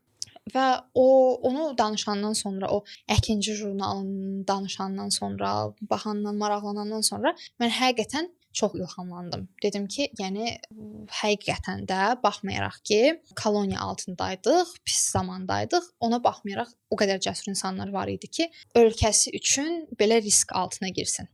Həqiqətən mənə ilhamlandırıcı gəldi. Mən düşündüm ki, yəni həqiqətən mən də nə vaxtsa istəyərəm ki, ölkəm üçün belə risk də olsa, çətin də olsa, nəsə yaxşılıq eləyim. Əslində bu səbəblərdən görə mən Çinstalkda başlamışdım. Səbəblərdən biri idi ki, Çinstalkya başladım. Amma yəni həqiqətən çox belə ilhamlandırıcı gəlmişdi və hətta bundan sonra dediyim kimi Əkinci jurnalını öyrənəndən sonra məktəbin qazetasına qatıldım. Mənə çox maraqlı gəldi bu iş, başladım məktəb haqqında fərqli artikellər yazmağa, uşaqları intervyu eləməyə. Bizdə hətta yadıma gəlir ilk işlədiyim artikel bizim basketbol komandamızın uşaqları ilə idi. Yəni onlardan intervyu keçirdildi, çox maraqlı maraqlı gəldi və mən ölkəm üçün də hətta olmamış məktəbim üçün olduğu üçün çox sevinmişdim. Yəni çox ümid edirəm ki, bundan sonra da təbii ki, məktəbdən qırağı da ölkəm üçün yaxşı fəaliyyətlər göstərə bilərəm. Əlbəttə, əlbəttə. Yəni bu yolda elə görünür. Yəni belə. İndi də keçim Communapa, Communapdakı fərqliliklərə. Communapda ekstrakurikular üçün 10 yer verirlər, 10 boş yer ki, öz Word-u ifadə edəsən və orada ifadə etmək üçün yer daha azdır. Mən həqiqətən də o rahatlığı, UC application-dakı rahatlığı ki, description yaxşı, uzun belə, o rahatlığı hiss eləmədim. Yəni artıq çətin idi. Burada çox az yer verirlər və 150-yə yaxın characters verirlər ki, o doldurasan, o elədiyin ekstrakurikuları başa salasan və onda adam həqiqətən düşünür ki, bəs mən neçə illərimi sərf etmişəm buna, nə qədər vaxt keçirtmişəm. Yəni həqiqətən biraz adama çətin gəlir ki, nə yazım, nə qoyum, nə doldurum. Sonra 5 yer verirlər. Orada elə bil artıq awardslar üçün və additional information olur. Additional information-da 650 söz icazə verirlər ki, oranı doldurasınız. Əgər bu doldurduqlarınızdan qırağı başqa bir fəaliyyətləriniz var idisə, o həmin additional information-da doldura bilərsiniz. Sonra tövsiyə məktubları var. Communap onu istəyir. Hər universitetin özünə aid supplemental sualları olur. Belə. Mənə rahat, təbii ki, daha rahat UC application gəldi. Yəni problem onda oldu ki, UC application dekabrın 2-si bitirdi bu il. Hətta keçən il noyabrın 30-u bitirdi. Amma Communapda isə yanvarın 1-dən başlayır. Hardasa martın 1-nə qədər davam edir. Hətta ondan sonra da davam edir. Amma onu da deyim ki, elə bir universitetlər var ki, onların öz fərdi də applicationları var. MIT kimi universitetlərin öz fərdi applicationları var. Georgetown-da da var, səhv etmirəmsə, amma deyəsən artıq bu ildən başlayaraq Georgetown Communapa qatılır. Yenə çox detallı danışdın və çox sağ ol bunun üçün. Yavaş-yavaş səni də yormadan artıq son hissələrə keçək, son etaplara keçək deyək. Mənə ən maraqlı gələn sual budur ki, Berkeley sən olduğuna görəmi seçdi, yoxsa sən Berkeley-yə belə tam özünü ifadə edə bilmişdin deyəmi? Çox maraqlı sualdır. Həqiqətən soruşduğuna görə çox sağ ol. Mən özüm də indi sən dedin, düşünməyə başladım ki, bəs görəsən mən onlara şans kimi gəldim, yoxsa onlar mənə şans kimi gəldi. Amma deməli, nə vaxtsa çoxdansa elə bil bu müraciəti başlamamışdan əvvəl qabağıma bir kansler çıxmışdı onlayn. Deyirdi ki, yəni universitetlər elə bir şagird istəyirlər qəbul eləsinlər ki, sabahsı gün onlar alımnay olandan sonra desinlər ki, bu şagird UC Berkeley-ni bitirib. Və o həqiqətən də mənim ağlımda qalmışdı ki, bəs belə baxanda hamının arzusudur da ki, UC Berkeley-yə qəbul olunsun, Ivy League-ə qəbul olunsun, MIT Stanford-a qəbul olunsun. Amma biz necə deyim, o qədər özümüzü sevməliyik də yox, o qədər özümüzdən əmin olmalıyıq ki, onlar bizi özlərinə layiq görsünlər. Hər bir şagird həm gələcəkdə bilirəm ki, həm yəni baxmayaraq ki, indi böyük bir uğur qazanmışam, o demək deyil ki, mən bundan sonra həyatımda yox almayacağam. Təbii ki, bilirəm ki, bundan sonra yox alacağam, amma məncə indidən bir şagird olaraq biz özümüzü bir şəxs kimi yetişdirməyə daha önəm verməliyik ki, sabahsı gün bizə kimsə yox deyəndə pis olmayaq, hə deyəndə də bütün necə deyim, xarakterimizi, bütün o dünyamızı ona bəslənib quraq. Yəni mən çox sevinirəm, çox şadam ki, UC Berkeley-yə qəbul olmuşam, amma ona baxmayaraq çox ümid edirəm ki, gələcəkdə UC Berkeley-dən daha böyük bir nailiyyətlərə uğur qazanaram. Əlbəttə, daha böyüklər olacaq. Çox da ümid edirəm ki, şagirdlər indi tabii bundan sonra da universitetlərə müraciət edən şagirdlər özlərin qəbul alandan sonra özlərin heç ona layiq olmadıqları kimi görməsinlər. Çünki onlar layiqdən də artıqdılar. Yəni əgər seçilirsə, universitetin səhvidir.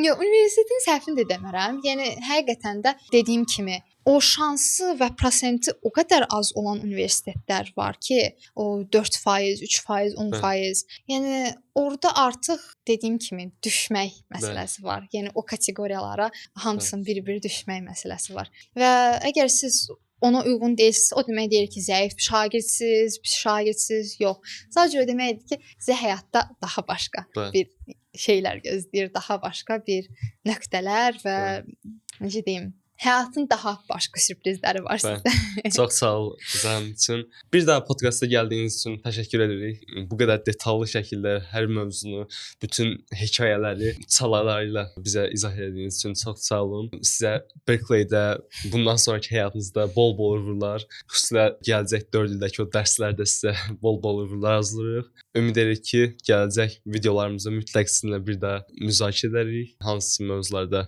məlumat verməyə çalışarıq. Bəli. Çox sağ olun. Çox sağ olun həqiqətən dəvət üçün. Videonu yekunlaşdırım onu deyərək ki, hər bir şagirdə uğurlar arzulayıram. Bu yol həqiqətən çox çətin bir yoldur, amma adam heç vaxt ruhdan düşməli deyil, Bəli. heç vaxt özündən əmin olmamalı deyil. Düzdür, Bəli. olur, olanda olur, amma olsun, sonra qutarsın. Adam təzədən öz ruhuna qayıtsın. Hər hansı bir şagirdin bundan sonra da sualı olsa, çox ümid edirəm ki, LinkedIn-də ya da başqa bir sosial şəbəkədə mənə yaxınlaşıb suallarını verə bilərlər. Mən həmişə hətta bu videonun altında kommentariyalarda hər hansı bir kimin sualı olsa ona cavab verməyə çox sevinərəm, çox şad olaram və istəyirəm ki, mənim balaca qardaşım var, 8 yaşı var. Videoya gəlməmişdən əvvəl məndən xahiş eləmişdi ki, mən ona salam göndərim. Cabbar, sənə salam göndərirəm. Çox sağ ol. Mən də salam göndərirəm. Sənin də icazənlə elə həmin o esselerini və universitetdə yönəldiyin məlumatları və sosial media şəbəkələrində videonun aşağısında yerləşdirərəm ki, həm sənə müraciət etmək istəyənlər, həm də ki, prosesi görmək, yaxından tanış olmaq istəyənlər baxa bilsinlər. Bir daha çox sağ ol. Uğurlar. Çox sağ ol. Videomuzu izlədiyiniz üçün təşəkkür edirik. Ümid edirik ki, hər kəsə faydalı olacaq. Əgər bu video sizə faydalı oldusa, like etməyi və kanalımıza abunə olmağı unutmayın. Növbəti videolarda görüşənədək.